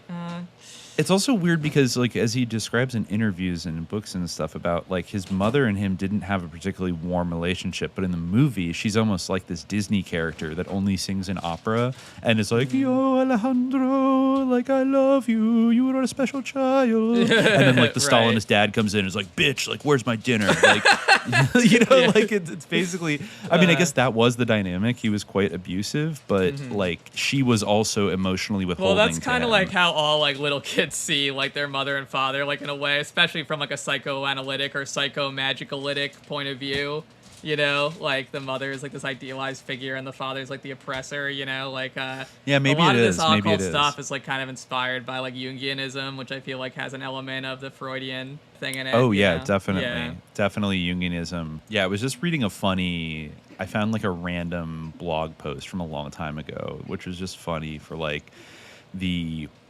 2012-ness of it all and, like, the current moment we're having, like, arguing about, like, satanic influence. It mentions, like, Jodorowsky, Ted Gunderson, like, the Church of Satan. It was called Disagreements Over Satan. It's in the workflow, but I guess this guy's a professor or something. Brought a friend.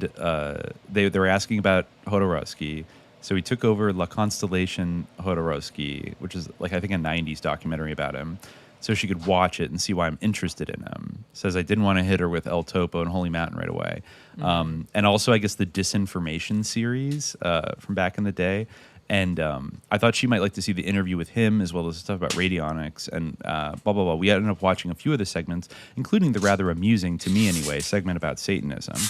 What I find amusing about this segment is the dichotomy between what people like former FBI agent Gunderson, who was interviewed for it, seems to believe Satanism is, and the reality of the slightly normal to slightly dysfunctional Satanists who were interviewed for the piece. The two are simply incompatible. My friend, however, did not find the humor in it. After watching the Montauk Project segments and the CIA mind-controlled sex slave segments, I found out that my friend is also a bit of a fan of David Icke. Blah, blah, blah. She takes these things rather seriously and does believe, it would seem, in the idea of satanic cults abducting children, sacrificing them, SRA, vast global networks of satanic child pornographers, and the like. While I think the stuff makes entertaining reading, I've also had most of it debunked to my satisfaction. I do like to read the stuff, however, because I like to keep an eye on what's going on, since sometimes my own interest could probably be misconstrued, and I enjoy a good conspiracy theory as much as the next person. I didn't think much of our differences in the subject, other than to think that perhaps we have differences on it, until it reared its ugly head again today. Apparently, one of the kids, she's 19, so forgive me, in the Thursday class we were both auditing, came up to my friend last week and asked my friend out of the blue if I was, quote, into Satanism.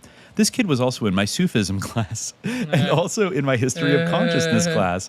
My friend, let's call her C, told her that she didn't believe I was, but that I had an interest in the occult. When C told me about this today, I started laughing, which apparently unsettled her. She didn't like that I was amused by any affiliation of me with Satanism. I jokingly suggested that I'll have to figure out something spooky to wear to class tomorrow night, and that it was a pity I no longer had my Church of Satan youth group t-shirt. This really weirded her out. I can't believe you'd own something like that. Well, I don't have it anymore. It got lost in one of my moves. I do have a shirt with a bunch of skulls on it, however. Maybe I could just wear that. I can't believe you own such things. How can you associate with people who are into Satanism? So we got into an argument about Satanism. I told her I had a few friends in the COS. This upset her even more. Apparently, I shouldn't be associating with such people. So from there, the argument devolved into what is or isn't satanic or Satanism. Wow. I'd asked her if she'd ever read LaVey. I know, right? Right? It's been going on forever, but it gets better. I'd asked her if she had ever read LaVey, and maybe not surprisingly, she hasn't, and was rather upset that I had. At this point, I'd like to apologize to the Setians, the Lemites, Chaotes, etc. out there reading. I saw no need to expand the argument outwards to include you. I suggested she might be surprised at the similarities I'd found between LaVey and Carl Jung in terms of satanic philosophy and individuation. I've written a paper on the subject. I also provided her with some historical background on the origins and philosophies of the COS, but then got accused of changing the subject somehow. I also tried to explain the difference between bored kids in small towns with nothing better to do than torture animals and pretending to be evil, and what she and others perceive as some sort of global underground network of child traffickers where blue-eyed blonde children fetch the highest price. Not interested. She believes it's more adults than kids, and they're far more organized. In addition, it got weird because at one point she asserted that anyone who associates with Satanism is inherently, quote, evil, but then also asserted that people who commit evil acts somehow know their acts are evil, yet become trapped by this evil and are helpless and unable to stop. I will agree with this to a point, but I would also suggest this may not always be the case. I may consider many of the acts of George Bush to be evil, but I don't believe he does. I believe he thinks he's doing the work of good. What about the Crusades, I asked. Oh, here we go. Do you mean to tell me that they didn't believe they were doing good by killing Muslims and heretics? This got needlessly drawn out and complex. The gist of what I'm annoyed with, I think, is that for someone who claims to have an open mind and regularly takes it upon herself to chastise others for not having similarly open minds, to come out and criticize something she admittedly knows nothing about irritates me to no end. To somehow find me guilty for my association with known Satanists is her decision to make. But she knows of my interest in the occult, and to somehow think that it's all pretty is immature and naive. At this point, I wonder if it's even worth my time trying to put together a guest lecture for this class of hers that I helped design. Perhaps she would be better off with someone less evil than myself. I wouldn't want to somehow infect everyone with my satanic psychic cooties. There's a quote I'd like to refer her to. It's on my info page. Quote, there are only two courses open to logic. One can either accept the universe as it is, face every fact frankly and fearlessly, and make one's soul immune to the influence of any invasion, or abolish the whole thing by administering soporifics to the spirit. The pious pretense that evil does not exist only makes it vague, enormous, and menacing. Its overshadowing formlessness obsesses the mind. The way to beat an enemy is to define him clearly, to analyze and measure him. Once an idea is intelligently grasped, it ceases to threaten the mind with the terrors of the unknown. But given the source of the quote, Aleister Crowley, I don't expect she'd be interested in hearing it. One thing I've learned is that it's impossible to paint the reality in black and white. She's reminded me this on occasion too when I've gotten particularly fixated on something. I've listened, I've reassessed, I've adjusted. This in a way is a good reminder for me that it's still possible to have hidden prejudices. I'm not saying embrace Satanism. That's everyone's choice to make individually. I thought about joining the COS for a while, but then decided it wasn't for me. But at least make it an informed choice. Read something, then disagree with it. Otherwise, how are you different than people who burn books? Wow. Well, I He guess burned by the not books. burning He was a mass book, murderer. but yeah, I guess like by simply like, you know, disliking something that you haven't read. I mean, yeah, that's like a little bit prejudice, I guess, but it's not the same as burning books and making them unavailable to others. But this guy doesn't sound like a raving Satanist. This guy, and what does that have to do with Jodorowsky? Like what? I don't get it. He was going to show. He was a fan of Jodorowsky. Yeah, but then he was showing he this was friend. like, "Let me show you like this, like Ted Gunderson video, like because that's similar." Like what? I guess he just brought along that Disinfo series too. I wasn't aware of that. I guess that was a British program that was on for a while, maybe in the 90s, that delved into some of these topics. Okay. Yeah, and I'd be interested to look more into that. But I thought that the Carl Jung and LaVey thing was friend zone for being a Satanist. Well, you know. The girls don't like it. You know, girls don't make passes at guys who drink from, satanic glasses of don't mansplain the devil to her, dog. Yeah. You know? Your 19-year-old student. This post is extremely long because... but I think the comparison of like LaVey, like I think you might be surprised how similar LaVey and Carl Jung is in terms of satanic philosophy. For me, that means like, oh, now I'm like suspicious of Carl Jung. Not like, oh, really? Like LaVey is like Carl Jung? That means he's cool. You know what I mean? Carl Jung is one of these real liminal figures that like, I don't know. Like, I think he had some interesting insights, but, I think a lot of when people kind of just quote him as like the same way they do with like Ram Dass or something like that, just like a great, brilliant thinker who is just smart, here. So therefore, he's smart. People have heard that name. Yep, Carl Jung. So that's sophisticated. He's intelligent. Yeah. Mm-hmm. Exactly. Like Exactly. smart. And LaVey, just as smart. Like just it's funny. Like brilliant. I suggest you might be surprised at this. Maybe he would be surprised at the similarities I've found between LaVey and Ayn Rand. Much more Hitler. Similar to Ayn Rand or Hitler than Carl Jung. Honestly, like I don't really see.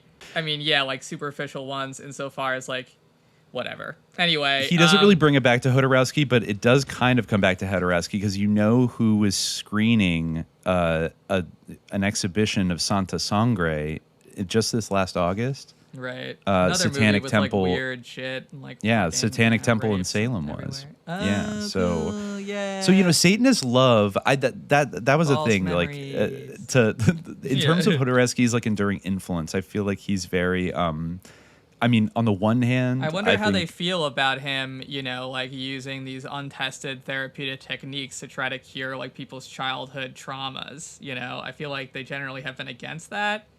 So I don't you know. could see It's it in a way weird. of You like know, it not. seems I think there were even pseudoscientific. Like, wait Yeah. a minute. I thought one of the rules of Satanism was that you were supposed to always trust the science and not support like pseudoscientific like therapeutic methods. That is like, one of the 7 satanic principles. you know, Trust yeah, in like this, the ones in that this create temple false we memories. believe. You know, what if? Yeah, exactly. yeah. So, I don't know. I feel like they should sue him or whatever they do whenever someone does something they don't like. You know, they should like lobby to get a Baphomet statue placed on his lawn. But he'll It's probably also like it. So it's also kind of interesting because Santa Sangre. I know. I think. Did you ever see it? yeah, I have. I saw it. years Okay, ago. yeah, I watched didn't it watch recently, Yeah. and it is kind of. I guess it's a little liminal, but you know, there are kind of some like DID kind of vibes going on in that movie because it's about a serial killer Yeah. who sees his mother get her arms chopped off. Right. And his Kind mother's of like his mother's a Dexter. cultist. He's like a serial killer who you're supposed to like empathize with. You know. Yeah, he's kind of a The original sympathetic Dexter. serial killer. Yeah. But it's actually very weird, and it's kind of like a weird like I don't know. It's like there's shades of Psycho and like I'm Your Puppet because Yeah, it's she very much and on your correct me if puppet, I'm right? wrong. And there's also hypnosis in that too. Yeah, of there's course. yeah, exactly. circus, Yeah. You hypnotize your lovers to do a like a knife throwing kind of exhibition, you know, where they Yeah. throw the knife, and then that there's also like a connection between the arousal, like women getting aroused at the knife kind of Yeah. throwing thing, and there's things like that. Now, correct me if I'm wrong, because I felt like I saw somebody say that like it almost feels like the mother is a ghost inside of his head that is like kind of like Psycho style is Oh, I don't possessing know. him, but then I don't know. Like I guess it's also like I guess maybe she survives getting her arms cut off. I mean, he uses some. Yeah. Right. Okay. Right? Yeah, she 'Cause I feel like died if- after being maimed, and like then there's Yes, that's what I thought. Right. Yeah, I think some people. I was reading a description of it, and some people like got might that be open wrong. to interpretation. Yeah, well, you know, yeah, right. Some of it Well, could be because I think it's confusing. interesting. It's interesting the Satanic Temple, which really is just like a bunch of processed church stands. Yeah, Nazi and people that are freaks. obsessed with like the False Memory Syndrome Foundation and stuff. That they would pick this movie, which is kind of about like a DID serial killer, like Yeah. a traumatized boy. Well, there probably was a talk back afterwards about how like this is, you know, a great movie about satanic becoming and like, you know, taking ownership of your own destiny in a good model. I don't know, but a really positive way. yeah, exactly. Or maybe they're like, and see, these are the dangers of when, you know, you remember being raped or something, you know, so just don't remember because it's just false. Yeah, and he's I mean, and he's he also had false in, memories that his mother was alive, so that's really the Yeah, problem. the ultimate false memory. Yeah. Exactly. Yeah, no, he's definitely like being haunted, and he's also in a mental institution as as an adult. Like when we meet him in this movie, he's like almost gone feral in a mental institution, and then he sort of gets out, and then you know because he's crazy and his yeah. Okay, so it is revealed at the end of the movie that Concha, his mother, actually died after having her arms cut off, and that is another scene where a guy gets castrated and immediately like goes and like slits his own throat and kills Right, himself. yeah. The horror. You know, so okay, there's that, and so basically, yeah, you have the kind of alternate personality of like his dead armless mother, and then he imagines that like she stands in front of him and he dresses up his hands to have like, you know, nail polish and like be like a woman's hands, and then she'll say like kill him. Basically, anytime the main character Phoenix, by the way, Phenix, of course, yeah. the main character who's I think played by Axel Jodorowsky, who's the Yeah, he's one of the children. He's one of the sons of Alejandro. They go and whenever there's like a sexual attraction thing, the mother appears and is like, "You can't love anybody but me. Like, you have to kill them." And so then, like, he's forced, often against his will, to, like, at one point he even hypnotizes somebody at his mother's insistence, and then like kills them. And so I mean, it's got kind of these like it's and I guess. Yeah, the story was actually about dissociative identity disorder. Robert Leone, who had worked in a library of a psychiatric hospital where he had been in contact with people suffering from mental disorders, developed a story about dissociative identity disorder that he told Claudio Argento during a time they worked together. And so that's the brother of Dario Argento, the father of Asia Argento, who's a real sus piece of work. They're all kind of a little bit, all those Giallo movies.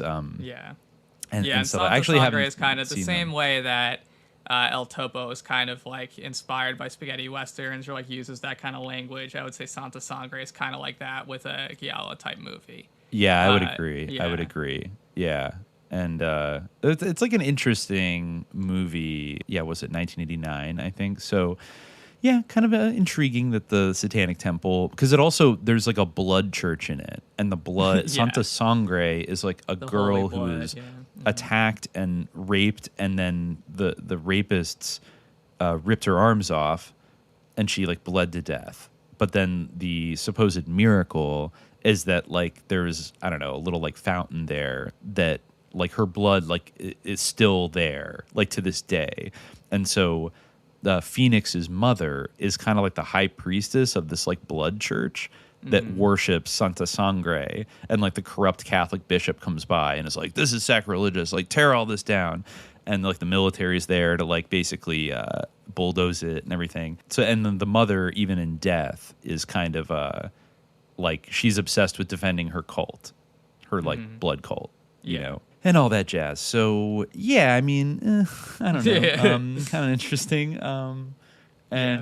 The other one, I didn't watch Tusk. That honestly just didn't appeal to me. I didn't want to watch a movie about an elephant. Yeah, I've never seen Tusk. What is it about? Is it about like an elephant being tortured and dying? Probably. Like Jolly West is like a guest star in it. Gives it enough LSD to kill it. Yeah, Wait, I'm not really sure. No, okay, I thought you were being serious, because I don't know anything about it. I know that he made that movie called that. I keep thinking about the movie that Kevin Smith made about like a man being like mutilated and transformed into a walrus. But me too. It's horrible that I think that, but that's the first thought that comes into my mind. But that did happen. The screenplay concerns a young English girl and an Indian elephant who share a common destiny. Is a destiny to be raped and killed in a horrible way? Like, I don't want to find out. I just don't want to find out. I'm not. I don't know. Maybe somebody can tell us that actually, like, we're really missing out on Tusk. You know, I don't know. It's weird that like right around the same time there was a Fleetwood Mac album, which actually was quite good, called Tusk, which is a metaphor for a penis. So again, phallic, like. Wow, Tusk is the only, I think, Jodorowsky movie that you can just watch for free on YouTube. Like somebody just uploaded it. So I think it's like, not a... I guess it's based on a children's book, so maybe it is like, you know, not... I mean, but maybe he made it like grotesque in some way. Maybe. And then he also had the movie like The Rainbow Thief, which I apparently was a huge failure. Mm-hmm. And it's, it has Christopher Lee and Peter O'Toole and Omar Sharif. The first movie to reunite the Lawrence of Arabia stars. And wow, it was actually, it was filmed in Gdansk, Poland, I guess right after the Cold War. Or no, it was 1990. Interesting. Wow, this is interesting. So right at the end of communism. This is a description of the plot of Tusk. Set in the turn of the century India, Jodorowsky drops most of his crazed, mystical, religious, hallucinogenic stylings in order to tell a relatively straightforward story about a little girl, Elise, and a little elephant, Tusk, both of whom were born at the same time, and how their lives interconnect over the years. It begins on a good note, with Jodorowsky intercutting an elephant and a woman giving birth, but the movie swiftly turns into nothing more than a Disney G-rated nature film, with most of the $5 million budget going for Elephants Are Us rentals. There are a few sledgehammer subtle points about French colonialism versus the forces of nature. Of course, she has a tyrannical father, and there's a nutty Indian medicine man who pops up for comic relief. but there's just lots of long scenes of big animals in the countryside. Oh, but of course, she discovers a psychic link to the elephant and stops it in its tracks during a rampage. Yeah, but they say it's mostly like, predictable, but I guess, the writer of this review is like, maybe Jodorowsky was so desperate to get behind a camera after all his failed attempts at Dune that he grabbed the first thing to come along, or maybe he simply wanted a free trip to India. Yeah, Maybe. I guess I can't hold that against it is him. weird that he made that movie like after all those like insane films. Like he just made this weird like movie of elephants, but yeah, maybe. Yeah, he was just it's also looking for a like the trip. Rainbow Thief sounds kind of weird as well. Yeah. Like it's kind of a out of, kind of random, I guess. Mm-hmm. So I don't know. Like, yeah. Other than that, Christopher Lee is an eccentric millionaire who cares for no one but his Dalmatians. Okay, this seems kind of interesting. Right. kind of interesting. Yeah, it's like about what millionaires are doing with their money. There's a dog named Kronos, a big-breasted woman, big-breasted women dressed in the colors of the rainbow. Mm-hmm. Okay, whatever. Yeah. Now, speaking of millionaires, on his last episode, on one of his most recent interviews, where like Darren Aronofsky was talking to him, it was like during COVID. Right. So I was kind of curious, maybe to contrast him with another similar-ish filmmaker, David Lynch, who like has become like the little simp of like NPR, basically. Like he reads the weather reports on the radio. That about David Lynch. That's funny. Okay. Yeah, I mean, he's so busy just trying to psy up everybody into doing Yeah. TM that he's just like a fount of annoying positivity and like doesn't have anything negative to say about shit, even though his movies are like a dark, twisted roller coaster ride into like evil, like a world of evil. Just like You're like being a you prude. can't. Why don't you want anyone to have fun? Today is Wednesday, November 13th. The weather is sunny, 72 degrees. Like it's literally that's what he does. Like several times. I don't know, at least That's once weird. a week on the radio in LA, and it's like it's cute and whatever. But I'm almost like I would put, even though like Jodorowsky is like it's cop weird- to doing it's susser weird how these things, I people, think like, David I Lynch feel is more like- sus.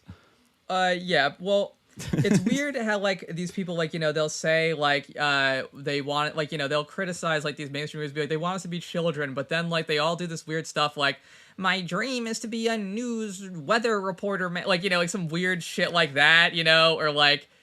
I have to say, if I have to see that, with their childhood, like I have to say, what if the I have to see fuck, that meme about like the magazine article where David Lynch tells a story about how he bought like 5 Woody Woodpeckers, and then he says with like they're my friends. Yeah, but they're then my it friends, became but then dark. Like, he like, says that with a literally grim reminds me finality, of, they're like, not in my life anymore. That reminds me of like a lot of these things. Like I often find myself reflecting on like that copy pasta that went around the internet. Like what? Like do you remember?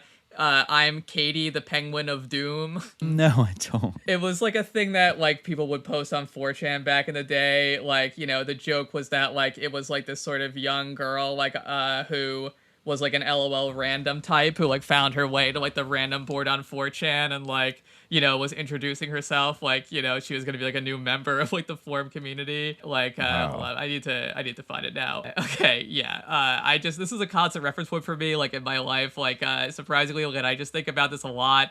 Like, and that story like reminds me of this. Hi everyone, I'm new. Holds up Spork. My name is Katie, but you can call me Penguin of Doom. LOL. As you can see, I'm very random. That's why I came here, to meet random people like me. Smiley face. I'm 13 years old. I'm mature for my age though. I like to watch Invader Zim with my girlfriend. I'm bi. If you don't like it, deal with it. It's our favorite TV show because it's so random. She's random too, of course, but I want to meet more random people. Like they say, the more the merrier. LOL. Anyways, I hope to make a lot of friends here, so give me lots of comments. Doom! Me being random again. Hee hee, toodles, love and waffles, Penguin of Doom. So that's what I feel like is that Woody Woodpecker story. That's what it like irresistibly makes me think of. It's like the ancestor of like the Gerblins, like TikTok person. Yeah, kind of the Gerblin person, or yeah, like or just the. But I feel like there's the whole idea of like dark, like spooky, ooky, but like wacky. Okay, no, that brings up actually, since we're on the topic of Reddit shit. Okay, the strangest thing I found, which is not even a product of Jodorowsky himself, but in this whole research quest, is I found that apparently there was a movie in like 2012 some kind of film that is called Doggy Woggies Poochie Woochies. You told me about this, yeah. With the Z on the end of each. And it is apparently a shot-by-shot remake of Holy Mountain. Maybe not shot-by-shot, but it's a remake of Holy Mountain, but only using like repurposed footage of dogs from other movies. Yeah. And it has like a very like psychedelic like title, and it's called Doggy Woggies Poochie Woochies. And I feel like if anything sums up like 2012 Reddit humor or sensibility, and also I don't know, maybe a lot of the Stan energy that gets like launched at like Jodorowsky. I feel like that's almost too sophisticated for like some of. I think the Woody Woodpecker story almost sums it up more, but I do see like the problem. It does. I mean, nowadays today, because people still like praise like a god like David Lynch and think that he's like so amazing. I thought it was funny in like, Jodorowsky's Dune that he mentioned like going to see it in theaters and he didn't want to go, but his kids were like, you have to. And at the end of it, he was just like, oh my God, it's so bad. Like, he was like so excited that it was like the worst piece of shit ever. And I was with him in that moment because like, I don't know, it's not so often you get to challenge like the creepy Americana master himself who can do no wrong and is just the most brilliant fucking person. Everyone has to watch his 25-hour fucking Twin Peaks remake on Showtime that is like 45 minutes of like atomic bomb footage with like, that's just fuck off. Like Jodorowsky is much more coherent than David Lynch. You're going to make the person angry who wrote in the comments that it was like, such a terrible scene to leave off from the amazing new Twin Peaks. And did you see that? I noticed that. Oh yeah. No, you're right. Cause you're right. Terrible I fucked place up. to stop. Yeah, you fucked up. It's really hard for me to work up that I'm going to need to watch 13 hours of it. And it's going to go somewhere. I don't think that you're missing anything. I mean, that like the fact that people like share that Woody Woodpecker thing and like, this is like so wacky and funny. Like, okay. Okay. Here's what I'll say. It's like because, literally like, something David that a Lynch, 13-year-old would do.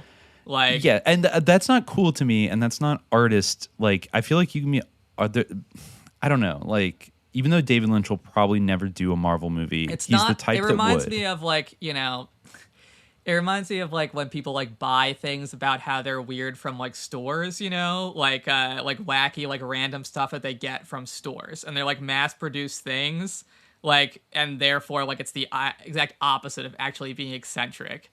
It's like a weird like stock performance, and there's nothing actually like eccentric about it. Yeah, I don't know, but also I think that one thing, just to stick on this from like comparing Jodorowsky and Lynch, or contrasting them with each other, I feel like David Lynch is somebody who never reveals his method or what anything means or what his fucking point is or anything else. Whereas Jodorowsky, even though he used a lot of like cryptic surrealist imagery and played a lot of tricks and stuff like that, like in his films, they're still more coherent than like most David Lynch movies, maybe putting aside like Blue Velvet, which was like pretty good. It was a really good movie. But like not only that, but like I think in his autobiographical works, he really walks you through kind of like, and he tries to sort of show you like how did certain things get embedded into my consciousness to the point where I wanted to express them in my later films and stuff like that. And like what things around me from my world like inspired me, scared me, like, shaped me and all this other stuff. Like he's a little more interested in kind of like peeling back the curtain a little bit and kind of showing you. Now he might still be like a suslord, but at least he's not putting on this flex of like, you'll never know what I meant. But actually like, yeah, I do think it can become a license to just get away with anything. David Lynch. Yeah. I mean, I don't know. Yeah, I mean, I have like a little bit of like, I have a certain dislike for the genius David Lynch that I just can't like, so I don't know. Like, I'm not like super big on Jodorowsky either. What do I like? But anyway, yeah, but I think we're just crossing them off the list. Yeah, they're all bad. Down. You're not allowed to listen to anything. We're gonna take over the government and we're gonna take away everything that you love. Like, watch out. Everything is satanic. Yeah, everything is either bourgeois or satanic or both. We're gonna slap a parental advisory sticker on everything, and you're not gonna be able to get it because your mom's gonna say no. Yeah. That's the real treats discourse. They they will commit horrors if they don't get their entertainment treats. If we don't get to see, I don't know, like whatever, like Wild at Heart, then we're gonna do a pogrom or something. On we're gonna get put in the re-education camp for insisting that Satan is real. It's gonna be like that thing in Red Dawn where, like, you know, they're making them watch like those Soviet propaganda films, like in a giant open air like camp, but instead it's like a bunch of David Lynch movies. Call it Avenge Me. Yeah, no, exactly. Yeah. Avenge Me. I'm like waving a copy of Program to Kill in the air. Like, yeah, exactly. like, while like in the background, like, butt. you know, it's like the only light is from like a bleak screen, like just playing of, Twin Peaks, like Lucian endlessly. Greaves introducing a Twin Peaks marathon. That documentary, like Hail Satan. Like Hail it's just Satan, endlessly maybe. playing, like Oh my god, yeah, it's been such a process. Watch week, out, but it's a the process sickos at the Satanic it's Temple a process love to deal with all these Jodorowsky, people who love process. It would be cool if like Jodorowsky would he could go a long way if he just comes out and says like, I think evil is bad. Yeah, he would definitely immediately be canceled then. Then people would care that he raped someone. Well, see, yeah. Then it would suddenly become a thing. Like, yes, but okay. I was gonna say, like, in his slight defense, because I listened to like his most recent like coronavirus era kind of rambling like conversation with Darren Aronofsky, where like mostly just Jodorowsky like talks the whole time, and like his like admittedly very entertaining and like kind of, I think, beguiling like broken English, but he just kind of going off about how the pandemic is. Again, it's still very like pox on everyone's house anarchist a little bit, but just like this is idiot moment. This pandemic is it is idiotic idiot moment in the culture, and so he believes that things are like going in a very bad way overall. Like the politics is utterly corrupt and like pretty much beyond redemption. Business is evil and taking over the world. The climate's getting fucked up. But he did, he was talking about the pandemic and the response in general, and he was kind of saying some stuff about, he didn't name any names of specific doctors that he is in France after all, so he's not seeing Dr. Fauci on TV every day.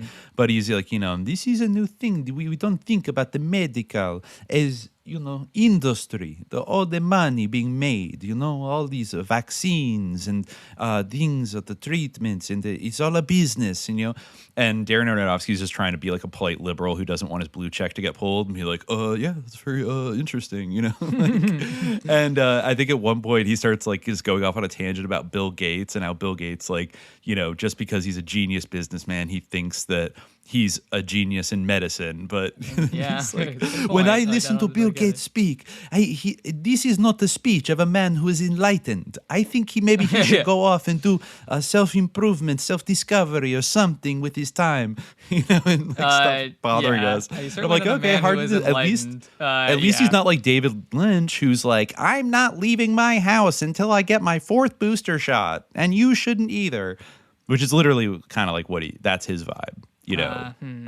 Mr. like spotting the dark underbelly of America everywhere is just hiding in his compound in the Hollywood Hills until he gets his like 19th booster. 19th booster. Radical. And I mean, Jodorowsky at least is like, he is that anarchist poet guy who doesn't really like, he doesn't seem to have any desire to, he's also 93, so like whatever, he doesn't have to do anything else in his life, but he's down on the Hollywood system. And like his shit. Greatest films really were El Topo and The Holy Mountain. I think since then he's kind of coasting on the legacy of those things, and maybe some of like the ideas that he generated like while trying to conceive Dune. But like I feel like generally like religious films, like, it's interesting to think about some of these big like tentpole like or relative tentpole like sort of religious films like from Iran or from the Arab world that have been made recently. Like in fact, I heard that like I think Qatar is trying to do like a big like Muhammad film.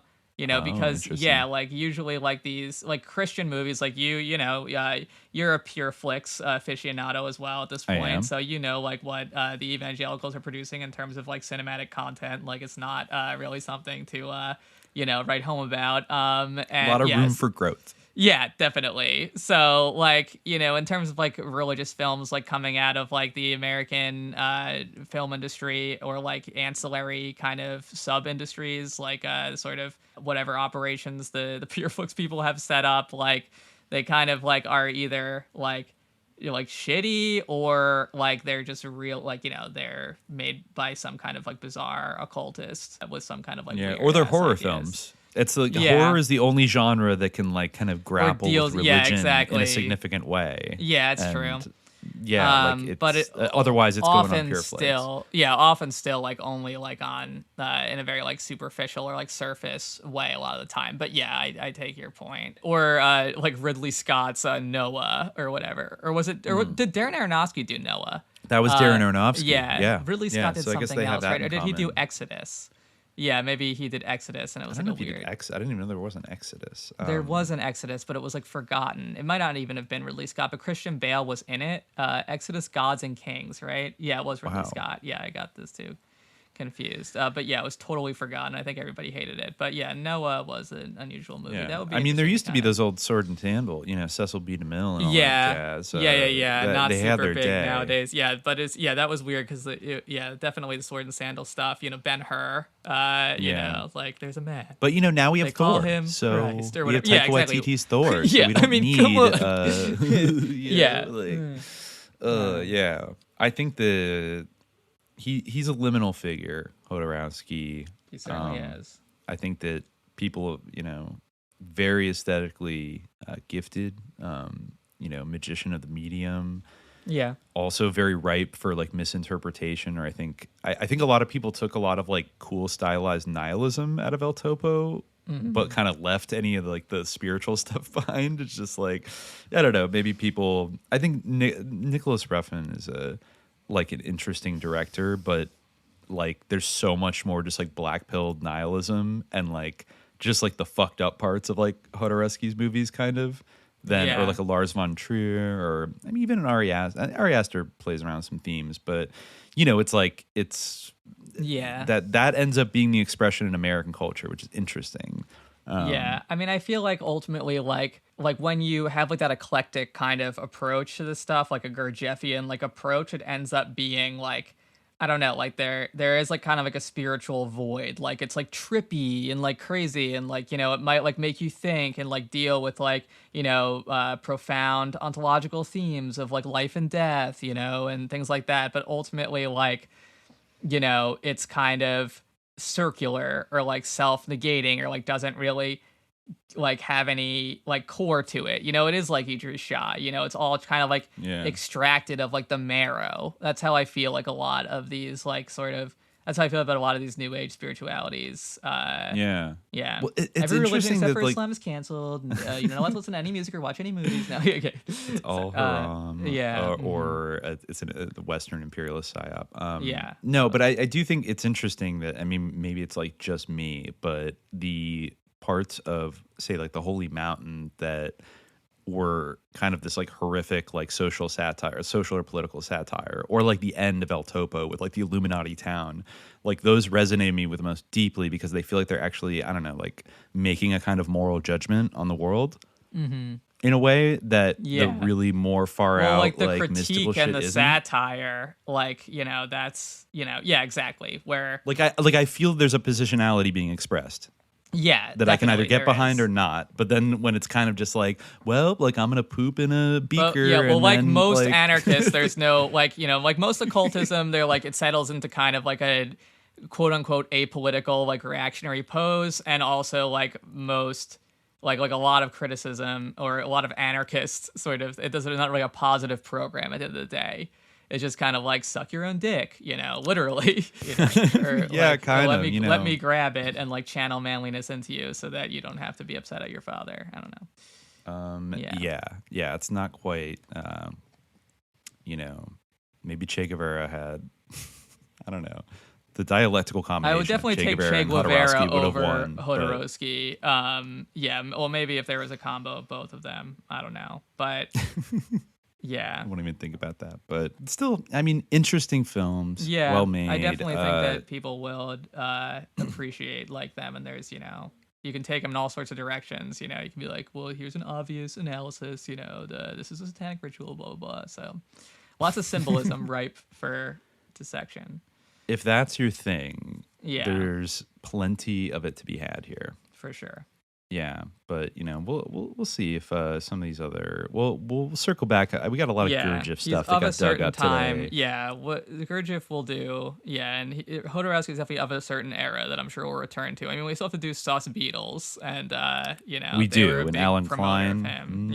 Yeah, and John Lennon, Yoko Ono, who she's definitely on the radar as what was she up to? Yeah. Exactly. Working out the Imperial Japanese plot. Anyways, that's for another day. But for now, we'll leave it there. And until next time, dear listeners, stay vigilant. Peace.